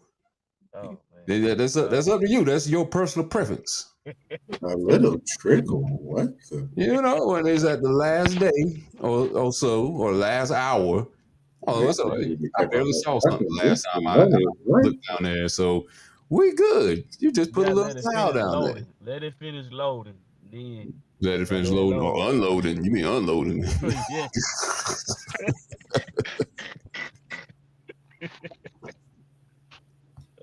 Unloading so you can load in it. So, all right, so let's move. Like on an apple. That's kind of related to the next subject. That's a nice segue because a good segue. The next subject, with the guy who adopted the 6 kids. God damn. Yeah, he adopted the 6 kids. Did you get to see this, LT? Did you see the story? Nah, hell no. I had a HelloFresh package. I was okay. I'm gonna show. Well, let me get the pictures up here. Yeah, the pictures made. I hear some music. Somebody got some R&B music. Goddamn. Oh, my bad. All right, turn it off. I'm not trying to get a copyright strike. So yeah, this guy, he's a stepfather. He met this woman on ChristianMingle.com. She has 6 boys, and he decided to adopt all 6 of them. There were a lot of people that were hating on their relationship because they didn't think it would work out. But it started off long distance for one, and then they came together. And I don't know the complete story with the original biological father. What happened with him? Like, why did he just sign off on the kids, say he didn't want to have the kids no more, and then he was just able to get adoption? Because I'm pretty sure you're not able to do that without the father giving up the rights to it. But let me see. Let me pop the picture up there right quick. What's up? Remember that TV show back in the day, and I'm not old enough to really remember it, but one called 8 is Enough? Yeah, I remember that. All right, guess what? Pop said 6 is too many, and I'm out. Too many. He said 6 is too many, and I'm out. And you said they not his, like none of them? No. None of them. Not even a little drip. Like they don't even look. Do they? I guess I have to see pictures of them. Like if one of them looked like me, I might. Well, damn! I thought I had the damn picture up here already downloaded. Hold on. Let's see. Let me download that picture right quick. But no, none of them are his for sure. It is 6. And what happened to the wife? What happened to the wife? No, the wife's good. They got married. Oh, they're living happily ever after as of right now. Oh, okay. All right. Let's see. Here we go. So it's like the end of "Don't Be a Menace to South Central while drinking your juice in the hood" when Ashtray got married to Dashiki. Kind of. And 7 other people's God. Oh, wow. Yeah. He said, "Are you my daddy?" So did they make these 2 that they're holding? The 2 that they're holding, they made those. Yeah, I could tell. How can you tell? Because they're a little. You want me to say it? They're a little smudged. They're smudged. They're a little. They're a little sandy. Stop playing. Because see, looking at his knees, there's a little white right under there. No, that's just because his. He up there looking like Ashley. And you know what? I hate an Ashley Black man. That's how I know he ended up with it. That's why he's with a white woman. Because you didn't see the importance of taking care of your Why nobody didn't pass him some lotion before he took that picture? That ain't right. He was so happy. He wasn't worried about lotion. The only white thing he was worried about was the girl right beside him. That's the only white he was worried. He wasn't worried about no white lotion. He was happy. Because a black woman wouldn't have him with them ashy ass knees. It's like, I'm very happy to be here. Oh my God! Oh yeah! Look at that. And no, neither one of you deserves to be wearing king or queen. That's all her kids. Those are all her kids. Except for all of them are her kids. Only 2 of them are his kids. The one they're holding, he adopted all 6 kids. Yeah, mama's baby, daddy's baby. Susie be smashing. Only one girl. How good is his credit score? Because goddamn, he is an 850. That boy got a 640, or he got a. He got a. Probably a. What's a logical number? That boy got that's beautiful. He accepted all her kids. Yeah. That's nice. Even one of the kids changed their name completely, like the last, middle, and first name. What nation is he from? What country is he from in Africa? Because I know he's African. He's from somewhere in America. Stop lying to me and telling me he's from America, because I know he's not just American. What is his ethnicity? From King Joffrey. A lot of people are calling this man a simp for doing that. For coming and marrying this woman and taking in all her kids. Wow. Some people call him a simp for doing that, saying he should have married a woman with that many kids and taken them as his own, when he could go find another woman and create his own. He love her. Leave him alone. He love her. He looking golden. You try to make that man from Africa like that? He from his ancestors, but that man is from Kentucky. No. You said he from Compton? He from Compton? What's his name? I think he's from Kentucky. Hey. He from where? Kentucky Fried Chicken, Kentucky. Kentucky Fried Chicken, Kentucky. Yeah, okay. Love her. Love her. He just love her. You know what? He fitting right in, because you'll never have to teach those children about lotion or skin moisture ever again. Well, he don't know himself. And you'll only have to do it for the other 2, but you know what? If you this is exactly what are they saying? He shouldn't have married her? They're saying he shouldn't have married someone like her with this many kids and taken them as his own. I feel some people are kind of mad at him because, it's the black-white thing, and they don't want to see. Obviously he got money. He took all them kids. He got to. I would hope so. About 12 jobs. Because they lived in 2 different states at one point. Wow. I don't know, man. As long as it works, I don't care. That's right. Yeah. I don't care. It's he African though. Do y'all think? Let me ask y'all a good question. Then y'all be honest. Mm-hmm. Do you think, or have you even heard of a situation where a black man did that for a black woman? They don't even take care of one. What are you doing about 8? Do you hear about it? No, because if we heard about it, we would immediately make fun of it. We only hear about these things in order to, trigger us. But in order to answer your question, yeah, there are a lot of dudes out here dating married to women that have this many a kids. whole bunch of children. 6, I don't know. I cannot confirm, but I also cannot deny, and I will not deny because it happens. Goddamn, somebody But here's the thing. Got money. Here's the thing. Married to? No. On paper, legitimately documented and married to, had a ceremony or just put our names on a piece of paper and married to? No. Dating? Yes. She probably got money. Dating and just sharing space? Yeah. There are a lot of black men doing that with black women, but going as far as to marry a black woman with 6 children, there are not many, but that's how I know this black man is not from America. I'll tell you this. My kid, it don't have to be Africa. He could be El Salvadoran. He could be Venezuelan. He could be from Barbados. That man is just in love with his white queen. He love her. His white chocolate. The fact that she's standing on the other side where the K in queen should be, no, because one, she's not a queen in any sense of the word, and you're not a king by standing. Look at this woman. She literally looks like he's like I'm very happy. 10 years older than you. I'm very happy to be here. He's standing as long there. As they happy, that's what counts. Love is love. Love is love. They love it. If they love it, then I'm all right with it. I'll tell you this. I adopted my kid. She looked like if the crypt keeper. Hold on, let John speak. Hold on again. One at a time. Yeah, we got married. My wife has 3. I have 2.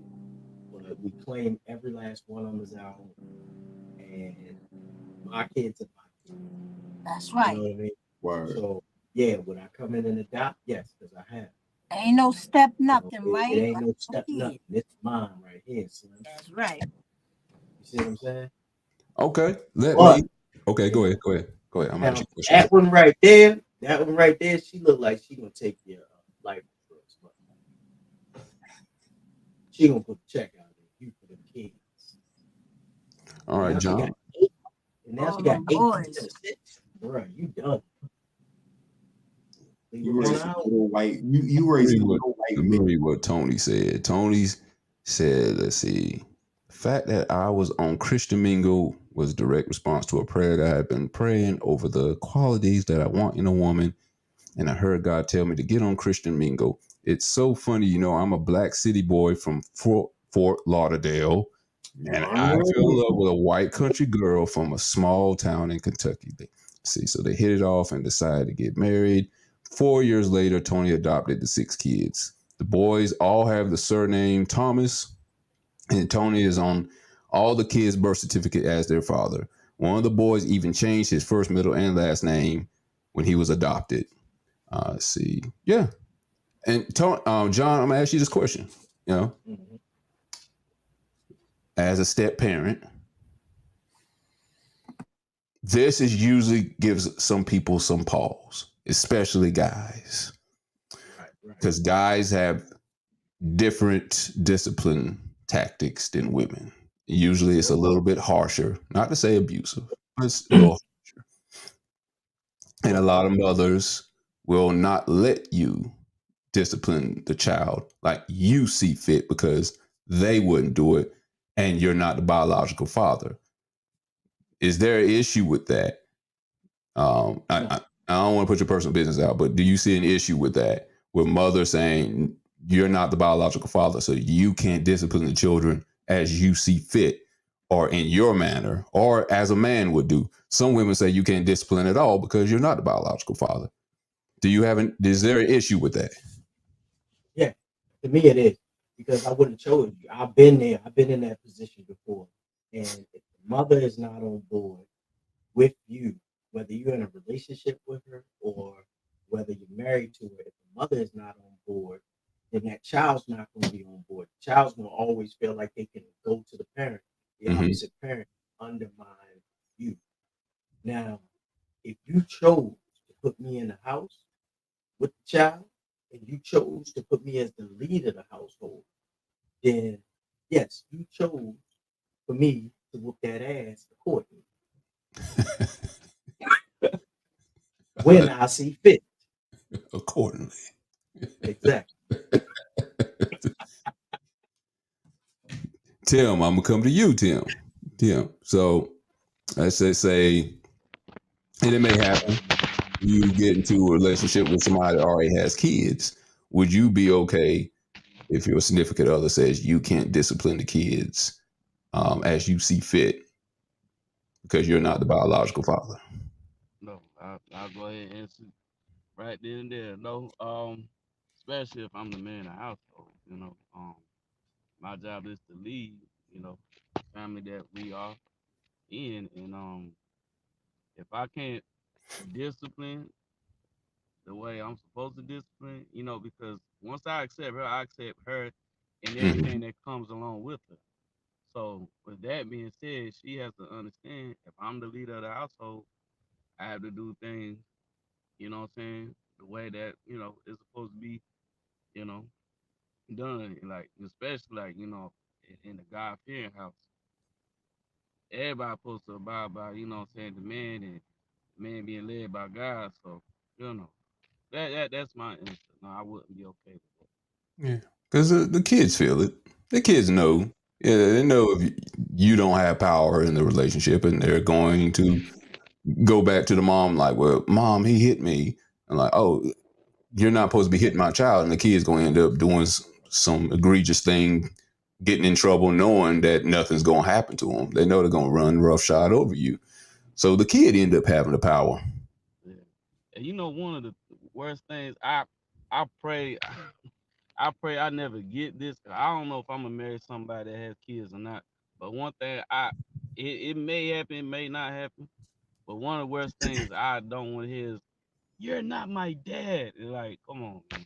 That's like a slap in the face, man. Yeah. That's what that whole village, it takes a village thing came from.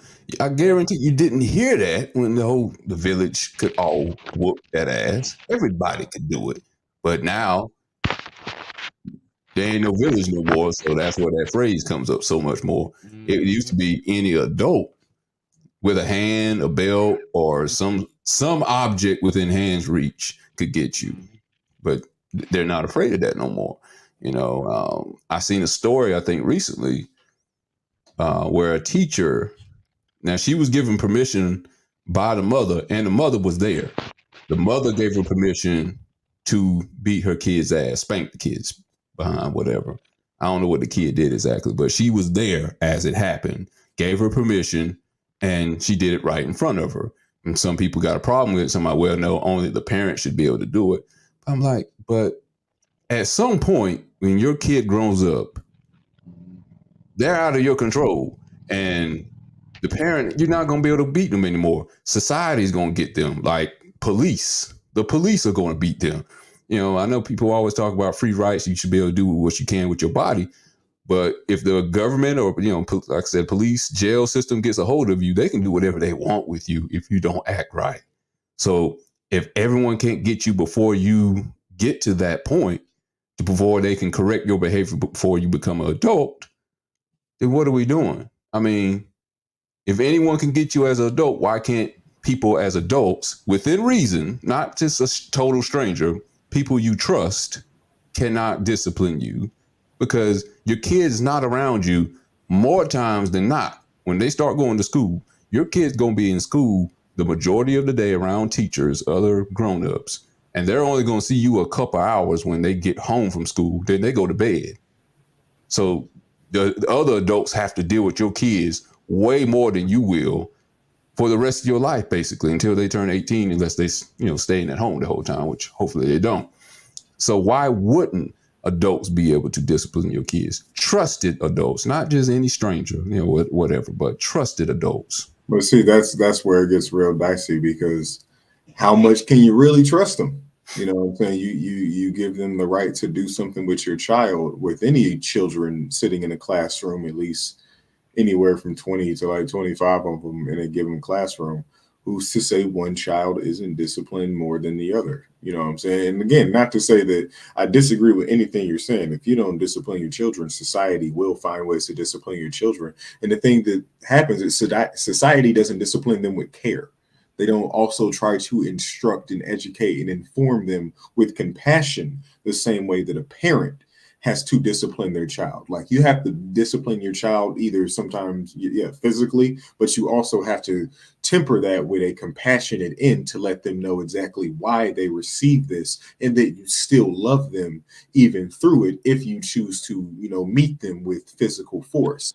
Society doesn't always do that. The police don't whoop your ass and then tell you that they love you and that they didn't want to do that to you, and that they didn't mean it, and they only did it because they don't have to have the same correction that is involved, that's responsibility to correct that is involved when you are a parent. So you would have to ask yourself, do you trust a teacher? Do you trust other authority figures just as much as yourself to unbiasedly discipline your child? I'm, like I said, I don't have children yet. When I do, I'm a very big proponent of homeschooling my children. I will definitely etch out the time in my schedule to do that. And yes, I would still let them interact with other children and and let them choose if they want to integrate into public school or whatnot. But I would definitely still want to be in charge of their education process, because I don't know if I trust other people with my children for 8 hours a day, 5 days a week. Like, think about it. You go to work, you could have a horrible boss. You could have a boss that is sexually inappropriate with you. You could have a boss that is racist. What if you had that as a teacher? What if you had that as a daycare person? These are the people that we leave with our children. They're regular humans and adults going through shit just like the rest of us. Yeah, but that's the fact that you are leaving them with them. You have to have some trust with them. If you're leaving them all day long, daycare teacher, elementary school teacher. The layer of trust that we have is that we trust these people want to keep their jobs. We trust that these people don't want to go to jail because there are laws put in place to prevent you from touching my child inappropriately, whether it be sexually or in a aggressive assault type way. So there are things put in place that give us a peace of mind, that make us feel safer and trust sending our child off to these places a little bit more, because we know that there's someone we can call to reprimand these people. Like, because again, you could be fine with your child. You can know your child is a little rowdy, little rambunctious, so you can possibly be okay with them going to school and giving a certain teacher the ability to physically discipline them. But let's say your child is coming home every single day and saying that they're getting physically disciplined, or let's say your child comes home and he's got a black fucking eye from the physical. Like, what level are you, like, you, because you're not there. Also, you're not there to like, you can't say, well, it's okay to discipline them when they're a little talkative, but if he's doing this, you shouldn't. Like, you would literally have to be there in order to really dictate exactly what discipline takes place. And then the only way you could do that is if you were teaching your child yourself, because this is a convenience thing. Like, again, like, as we always say, everything goes back to everything that came before it. Schooling, especially public schooling, was a luxury. Or not a luxury, it was something that was only afforded to us so that we could be good workers for the booming industrial system. But it was not geared to cater to compassion. It was not geared to cater towards actually molding your child to be all that they could be in a creative or a positive sense anyway. And in light of it. So when you would send your children off to school, it was something that, you know, you would do because you had the luxury of not having to have your children with you all day. You didn't have to have that quote unquote burden.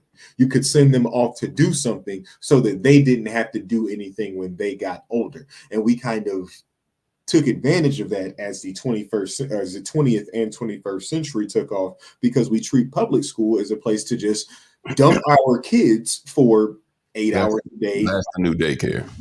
It's pretty much a daycare that we as tax-paying citizens feel like we're entitled to. And we don't ever lobby for having our teachers paid more so that they actually give a fuck about how they interact with our children.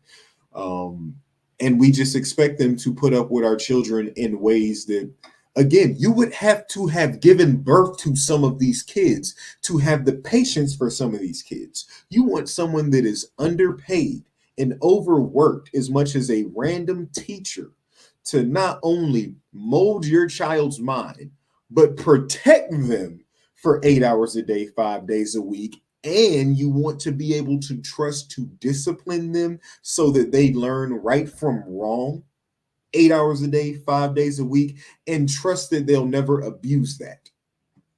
Yeah. But did we do that with them? And as we, let's not get too far off where we were talking about,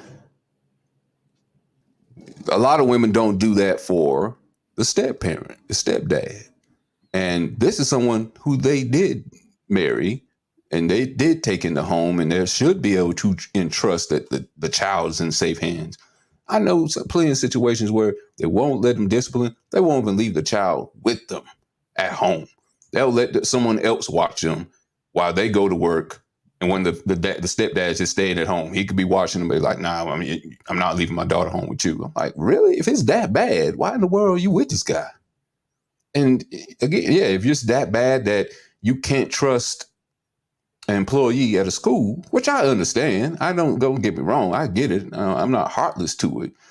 But again, they're going to be with this person 8 hours, 9 hours out the day. And they're entrusted to almost raise the child more than you once they get out, 5 years old, when they start going to public school. So if that is the case, let's just say we let that chance happen with just elementary school. But with a step parent, why in the world would you not be able to trust your step husband? Well, it's not step husband, but the stepfather, your husband. Why would you not trust them to discipline your kid? This is supposed to be one of your most trusted people. This is supposed to be like your best friend. And in this situation, when this mother is coming in, this is not what she said, but I've seen it. A guy come in, there's 4 kids, step kids. The kids run all over him because he has no power. She strips him of the power. So he can't be head of household if she really wants him to be. He's only head of household in certain terms. Financially, if that. Sometimes he's literally He becomes Will Smith, basically. He becomes Will Smith, basically. He's only head in household in certain terms. Yep. And that's not head of household. That's literally just that's just a meat stick walking around. Like, that's a good way to put it. Kids don't respect you to the point where kids, they'll say and do anything. Yeah. I mean, I've been there. I've been in relationships. I've been in a relationship recently, previous to my marriage. That hell, I had kid cutting. This one I knew I had to go. One kid was like walking away. He was like, "Shut the hell up." The kids. I was ready to. Yeah. And mind you, she allowed the disrespect. So her other kid thought he didn't like what I said. He wanted to put hands on me in a store. I put hands back on him. How old was the kid? The kid at the time was probably about 8, 9. No. I thought you were talking about a teenager, man. No, the other one was a teenager. I don't care. I'm gonna tell you like this: when you're ready to square up, we're gonna engage in fisticuffs. No. I mean, I'm not saying you couldn't hit him. I thought the one that was trying to square up was a teenager. No. Wow. The 8-year-old. He was 8. And this is something that I feel like women only understand if it's a little girl speaking to them in this way.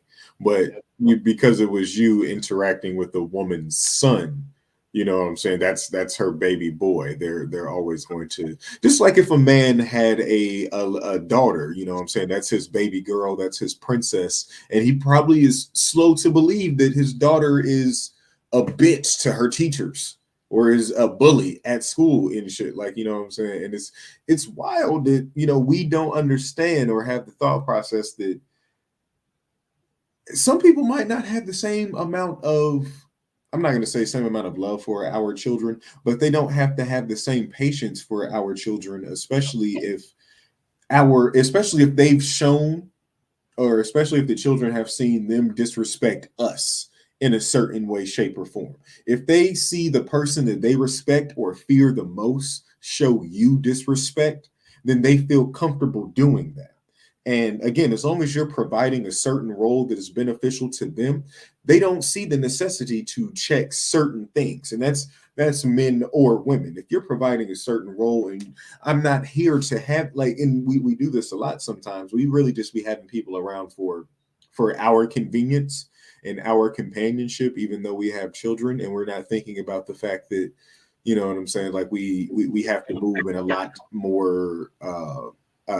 more conscious when we're bringing people around our children and when we're introducing people to our children. Because yeah, if you have a child, or if you're in a relationship and you don't feel as though you can leave your child with that with your significant other, what are you in that relate like? Because the main thing that you are outside of this relationship is always going to be your other relationship. Was like, if you're not a wife, you're a mother. If you're not a husband, you're a father. If those are the things that are true to you, regardless of what is romantically happening, the lives that you are responsible for taking care of are always going to come first. And anyone that wants to intermingle, anyone that wants to collaborate and join with you in a life partnership has to be, you have to be able to trust them. Like that shouldn't be something that you should ever have to question. Because I mean, still, you would think you would might want to get to the point of creating a child together, you know, at some point, like, because you're just gonna be. I hate to say that if you have a kid and they have a kid, y'all just gonna settle for the kids you have. Like, if you're happy with that, go ahead and do that. But you know, even with that, like, you're going to be in the child's life forever. If you're choosing to be together, if you're choosing to take that step to be Mr. and Mrs., then there's the aspect of making sure that the image of your relationship that you present to your children is reflected well, so that they reflect that well. If your relationship is one of disrespect, children are going to bring that back to you. My mom disrespects you, or my dad disrespects you, so I feel like I can do this too. They do it with their teachers. I see my mom disrespect people on the phone. I see my dad disrespect people when we go out to stores. So I can do this in public. We are what our children soak up. So we have to exude the appropriate things when it comes to how basically how they grow. Okay. Tim, do you have anything else to say on the subject? Shoot, I'm hold on, I'm collecting my thoughts. I just tore up this daggone Chick-fil-A. But I saw. I think that shit. hey, good. Now, I just feel as like, man, if the whole point of, getting married and all that stuff, like, what I'm saying, my man Trent said, like, if you can't be with somebody that, it and have the dignity to watch your kids, with some sense. If you can't leave your kids around, you know, um, your significant other, like, what's the like, that's the whole point, to get together and and Breaking up a grow. little bit there. You definitely gotta be Music vibrating. I just there you go. You breaking up a little bit there, Tim. That ain't It sounds like you're underwater. um, The more got a hold of you. on my beat. I'm gonna pass it right real quick. I'm gonna leave right. I'm gonna leave this area. Aqua Negro. Aqua Negus. All right. Breezy, No, did you have anything to say on the subject matter? I just think that you know, if you're dealing with somebody in a relationship and it's their child, and you know you're in a serious relationship with them, I don't know so much about spanking them, but you should be able to have the ability to punish them. You know, they do something wrong. You should have that ability to. You know, I'm with you in a relationship, so it's okay. I take his or her out or do things with them and buy things with them. But when they doing something, acting up in the house or running around, going, yeah, I can't say nothing. So no, I think when this should have you and your partner should have a meeting and talk. And it's not like you're trying to take over, trying to be the parent, or if the other parent is still involved. Yeah, that's not what you're trying to do. But you should have the right to say something to the child if they're acting up or being disrespectful. You should. I don't know about putting the hands on them or whatever. I don't know. That I wouldn't say, but you don't have to. Discipline doesn't always have to be spanking. Punishing, taking things that they like and stuff like that. No TV, no iPad, no computer, whatever. But you should, you know, depending on how serious the relationship is. Yeah, you should. If the child's setting the house on fire, or I ain't gonna say nothing because you ain't allowed me to say nothing to the child. So the Let it house is burn. burning. The house on fire, but Watch it. Your house. you should have, you should Your be able child, to your say house. something. Yeah, you should be able to say something to that child, especially if they're doing something wrong. Yes. John, let me ask you this, man. With that previous one relationship, was the father still involved? Sporadic. Sporadically, okay. Yeah, they would encounter the children maybe Holidays, birthdays. every couple birthdays. Every couple, wow. So every 2 years? He's It's scared. like hey, I'm your daddy. Get, Here let, I am. let me hold something.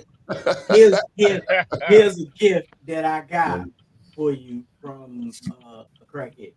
Um, oh, that's why I ain't got a box. That's why I ain't got a box. All Okay. right, nice seeing you. I'm out.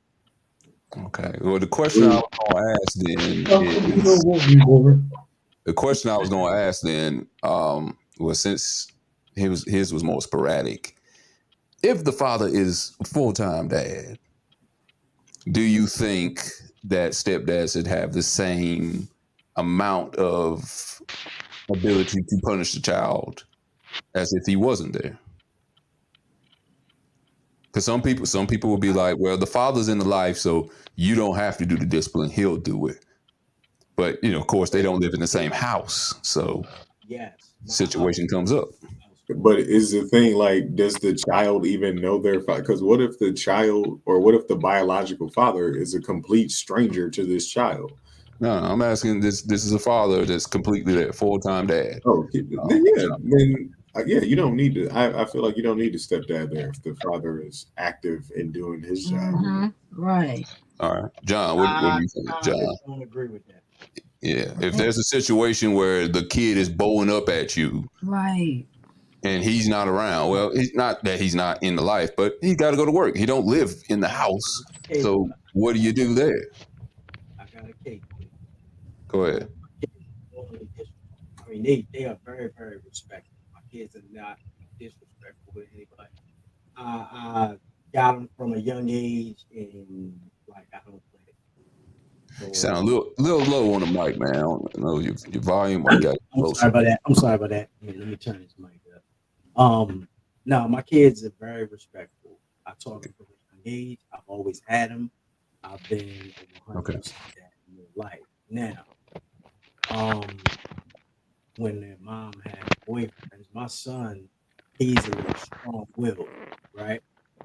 and he don't. If you ain't his daddy, he don't really like you telling him what to do. He had an instance where all I did, I got a call one day.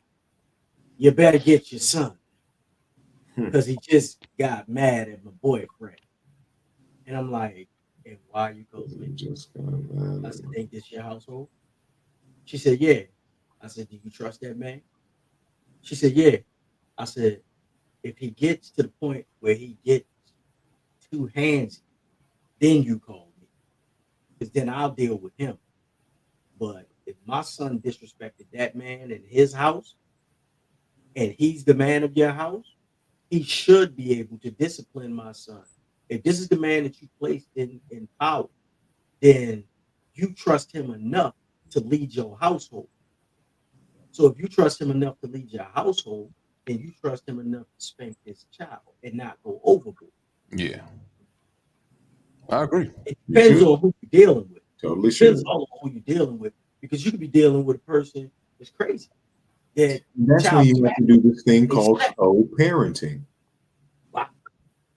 But see, me, unless it gets to the point where it's a big problem, it's not my household. Just like my wife, my kid's mom know not to step in her face because guaranteed I'm gonna intervene. If she feels like she needs to discipline, you know, one of the girls, so be it. That's what you're gonna do because that's your child too. I place you in place as a mother. I place you in place as my woman, as my queen. So you should be able to do the same as I do with the kids.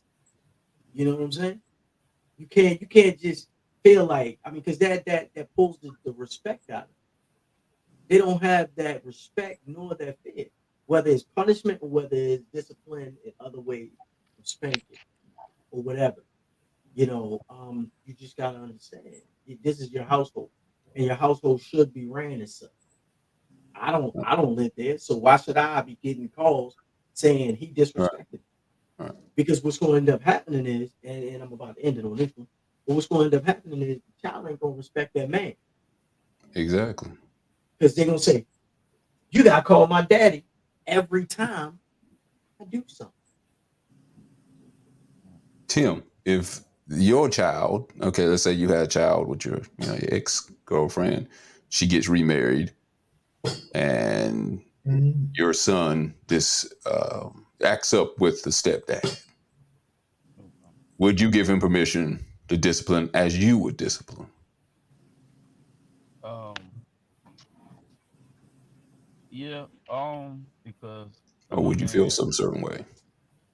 oh nah, just like John said, she look at this man like she trusts him enough to be the man that lead, the household that they stay in, and you know, and if she, I, how can I say this? No, it won't be a problem. Like like John said, unless it gets overboard. Like Yeah. what I'm saying, because that's that man house at the end of the day. It's like back in the day, like even now, a lot of wars is going on because other nations overstepping their boundaries and thinking they can just, it's like the whole, Russian, Ukraine, situation. Wow. Um, it's like intervene to like running somebody else, what I'm saying, castle, kingdom, however you want to call it. Like me overstepping another man's household because I don't like the way.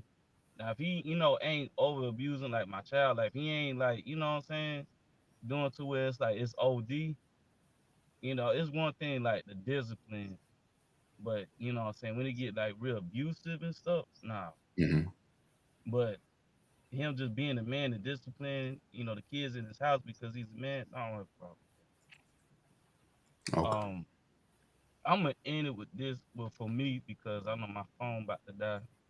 Oh, Um, Big Red, yo, I'm humble, man. I appreciate it. I gotta come again. Oh, no problem, man. You know what I'm saying? Everybody, man, it's been real. It's good meeting all y'all. Tim's in Fayetteville, by the way, too, LT, yeah. just to Okay. All right. Nice Damn. to meet you.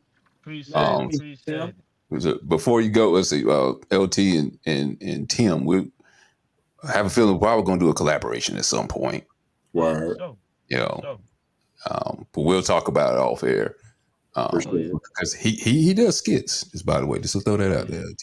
Yeah. Okay. Our Got like background $3,000 character very well. cameras and stuff, and you know he got a whole studio right beside Tyler Perry Studios. And I'm kidding. Wow. Big. So that's where you keep the vibrating. Right. Love you, God. Go. Man. Jesus Christ. Man, but nah, I did some comedy with him, about a week or so ago, and he's a funny cat. So we'll see each other down the road. Like I said, we live in the same city, so we're gonna hook up eventually. But yeah, I appreciate you coming on, man. Got to have you back. I'm coming back. Definitely My do. Wi-Fi and all that gonna be on point next time. Well, you better bring a Chick-fil-A sandwich for all of us next time. Oh yeah, I got you. Bring me some fries, please, and thank you. Oh yeah, for sure. All right, man. Shoot. Hey man, y'all be good. All right, you do it. All right. So we're gonna go to the last one because we're gonna run a little low on time. This one's the more interesting one to me. So apparently there is a walk out there.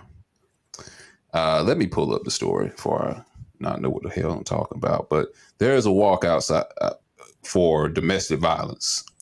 Was it Domestic Violence Month or week? What is that? Well, October is Breast Cancer Awareness Month, but Breast Cancer Awareness Month. I don't know. They got so many. They got so many months and awareness days. Indigenous People Day, Columbus Day, everything. Indigenous People Day was on the 9th, I want to say. Was it the 9th? Yeah, Monday. It was on Monday. Yeah. So, yeah, there's this walk called Walk a Mile in Her Shoes. And you've heard that phrase, I'm sure, like no one knows what someone's going through unless you walk a mile in their shoes. You know, it's meant to be literal, not, you're not actually going to walk a mile through someone's shoes. But, you got to be sympathetic, empathetic, to understand what someone's going through, so you can feel sorry for them. And so in this instance, it's for domestic violence. Walking a mile through the shoes of someone who's suffered domestic violence at the hand of their, the person that abused them. And so in order for someone in this instance, for them to understand what women go through in domestic violence, they came up with a good idea, not from my point of view, but their idea was men should walk in heels so they understand the plight of domestic abuse survivors.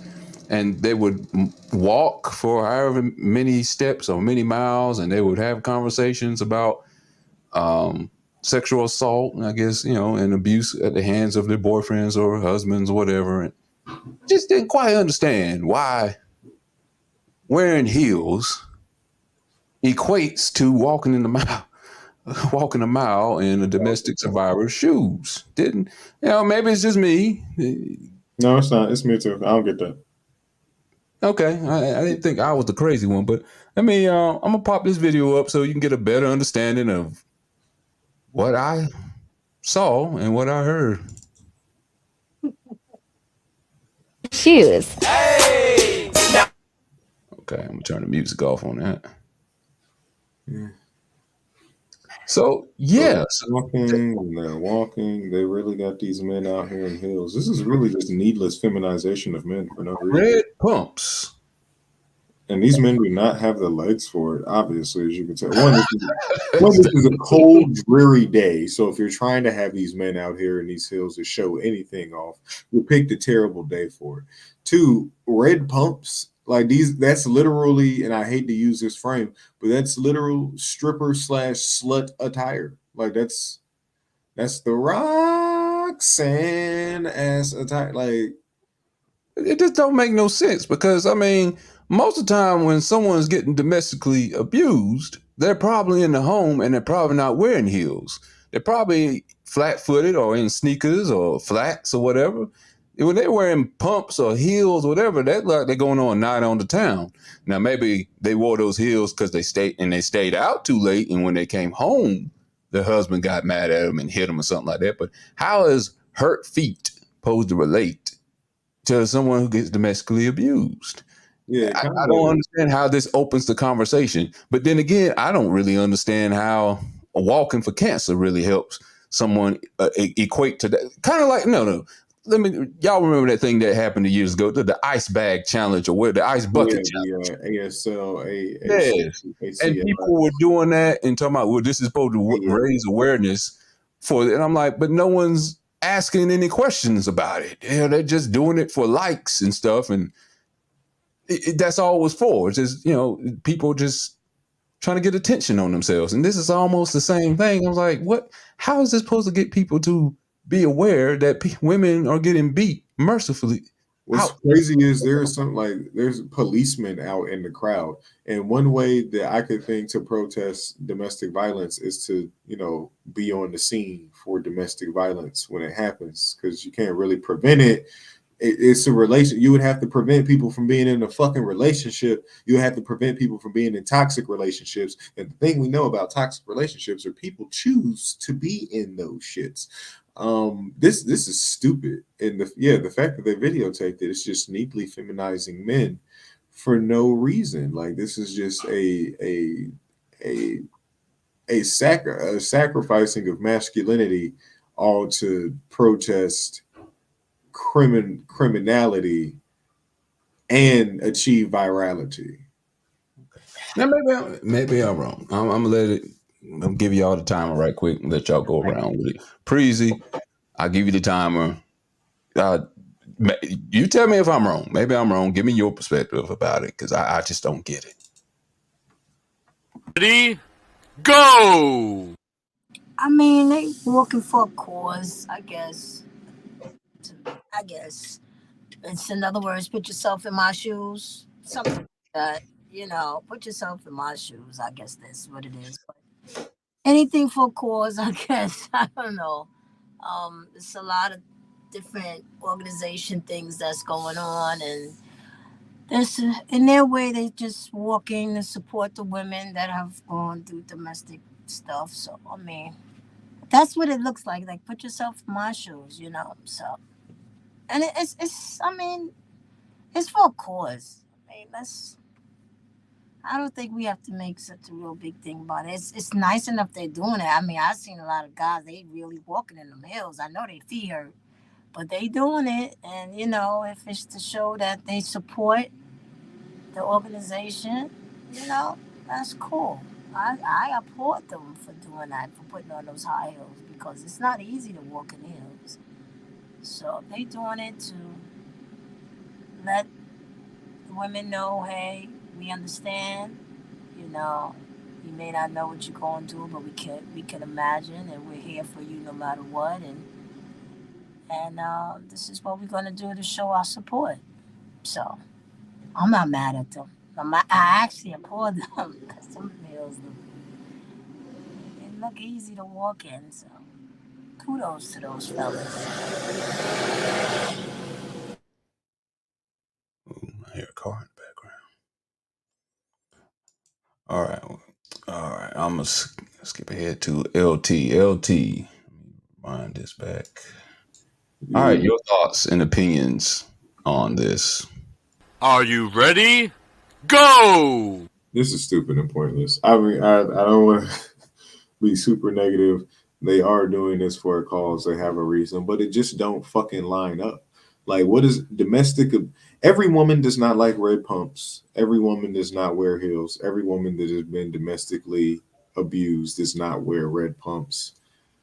I don't, as a person who's been in a domestically violent relationship, like, it's kind of insulting. I feel like, as if a man or a woman was in a domestically violent situation, I feel like it's insulting to even think that just walking around aimlessly in a fucking park in heels does any justice to what I've actually been through. Because what I've actually been through is mentally and emotionally dealing with the fact that the person that I trust the most mentally and emotionally and physically is doing harm to me physically. Now, red pumps, like I said, this is kind of hooker attire. This suggests more sexual assault. This suggests more rape victim. This suggests more, trafficking. It lines up in a imagery way in that sense, but still kind of fucking pointless. Why not volunteer at a battered woman shelter? Why not donate to a battered woman shelter? Why not do so many other things other than just they did the cheapest, most look at this thing you could do. Let's get a bunch of men and record them walking around in something that is notoriously feminine. And it does nothing but say, because unless your feet are the only thing that get harmed during domestic violence, what did this do for any domestic violence victims? Like, if you're a domestic violence victim, or a victor, hop in the comments now and tell us what the men walking around in red pumps did for you.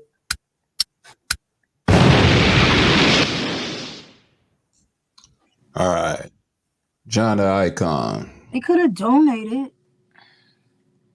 Everybody They should have donated.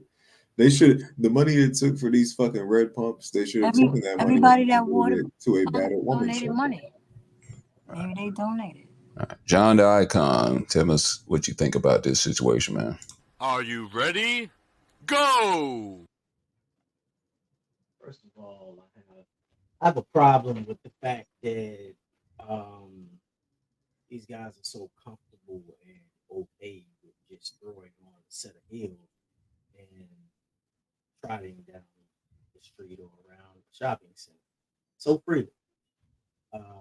It seems as though they have already been demasculated and put in a place, horrible place. But is it helping anything? Lord Trent said it. I mean, I'm just gonna segue off of that. It makes no sense. Like it's hooker attire. It's streetwalker attire. It's the type of thing that if you want to like kind of highlight someone being abused, then walk a mile in my shoes. Why would you make them walk? Why don't you kind of give them the idea, give them stories of what it was like for you to go through this traumatizing situation?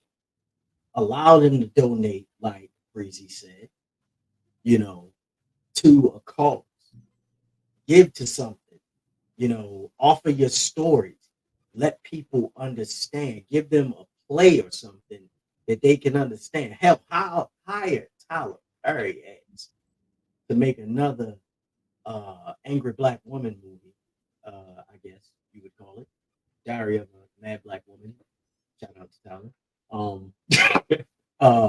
But I'm just stating, like, come on, man. There's so many other ways you could have highlighted abuse, not making them walk in heels. I'd like to see the dumbass that came up with that idea. I'd like to see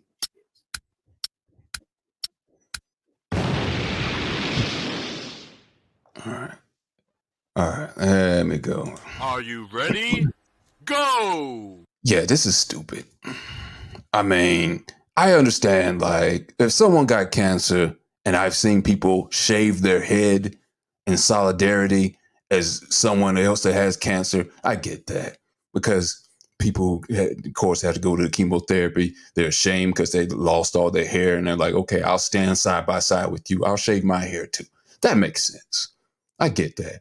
But this doesn't make any sense because no one who's in domestic violence is complaining about their feet is hurting. You go to work and your feet hurt.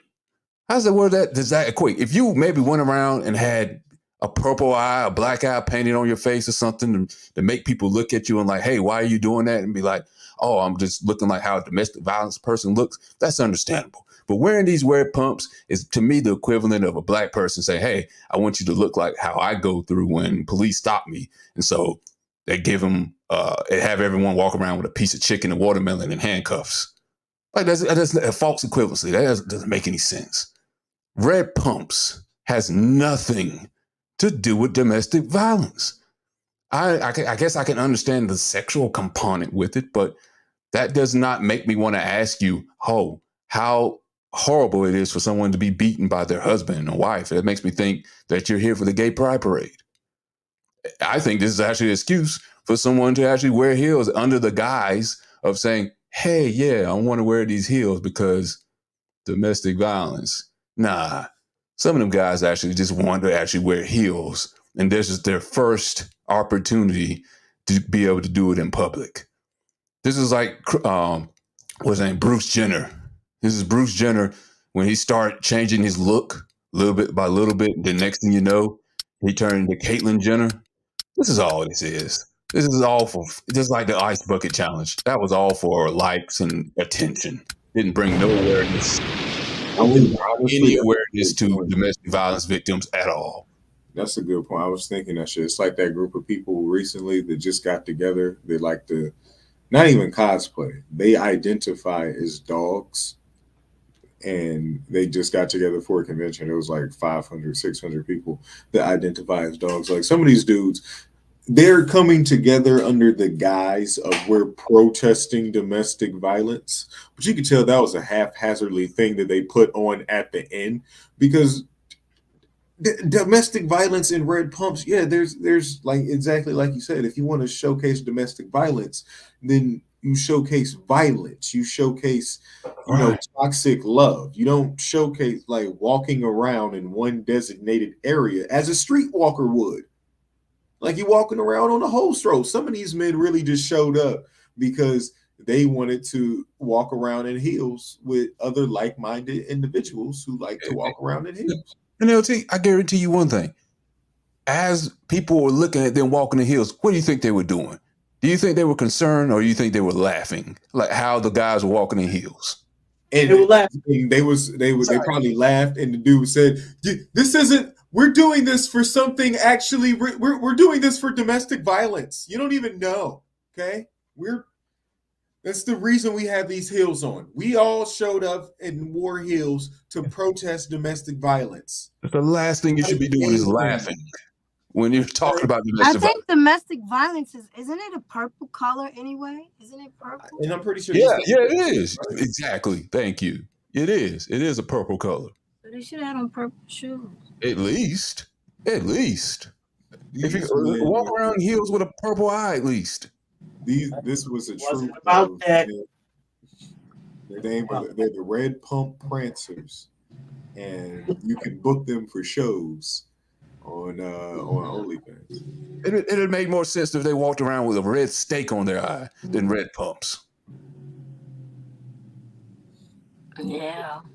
Red pumps, like.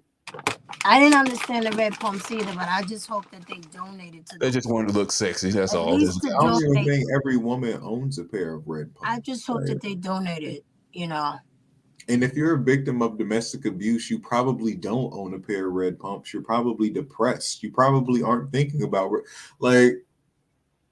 are you being beat with the pump? Like, I don't get, what is the correlation? I don't get it. I don't get it. Neither do I. That's why I thought it was the dumbest thing. That's the worst correlation to me to domestic violence. And I know sexual assault is in there too with it, but your boyfriend is a pimp, and that's the only domestic violence I see. If this is violence from a romantic relationship, it must be because your boyfriend is a pimp, you are a prostitute out on the stroll, and the walking a mile in her shoes is a pimp having to switch places with his prostitute and walk a mile or two on the whole stroll in her red pumps. I thought more of Dorothy from Wizard of Oz than I thought about domestic violence, seeing them walk. That bitch went through a lot of trauma in Oz. She got attacked by flying monkeys. She was kidnapped by munchkins. And she was abducted by a scarecrow, a tin man, and a seemingly cowardly lion that had. And to think about it was all a dream. It was all a dream, though. Oh, and to think about your background. It was also all her uncles too. The farm people. Think about that. Annie Am. Mm-hmm. Where were her parents at? I didn't even think about that. Her parents were dead too. This wasn't a Disney movie. She was living with her aunt. Did they die? They might have killed They her. was at, I don't know. They always killing off the damn parents in these Went to damn. Atlantic. She was abducted. They went to They Atlantic. were in the same place that Dora's parents were. Oh wow. So her mother was the good witch. Goddamn. No, actually her mother was the good witch, but then her dad got a sex change and became the good witch. Good And night. people liked him as the good witch, which Good night. made her mom become the wicked witch. Lord, good night. Stop. Good night. Stop it. That made her mom become the wicked witch. Her dad is the good witch. Like you said, Bruce Jenner, right? So her mom is the Caitlyn Jenner witch. I got a better thing for you. What's that? Strictly off of it. It was a dream. It was a nightmare for her. She went to the hood. Okay, she never experienced the hood, and you can tell because what she thought of black people as monkeys. So the good night. I mean, she could have said Kentucky about black people as Good monkeys. night. Should I read any more? The end. The end. So they was either nigga monkeys or the wicked witch, and the good witch was a transvestite. Either Good way. night. Oh, there you go. Good night. All right, let's get away from this before this gets worse. That's a word. All right, let's go to the deepest thought. Enjoy. That's all I'm gonna say. Chicka bow bow. No, not that. No chicka bow bow.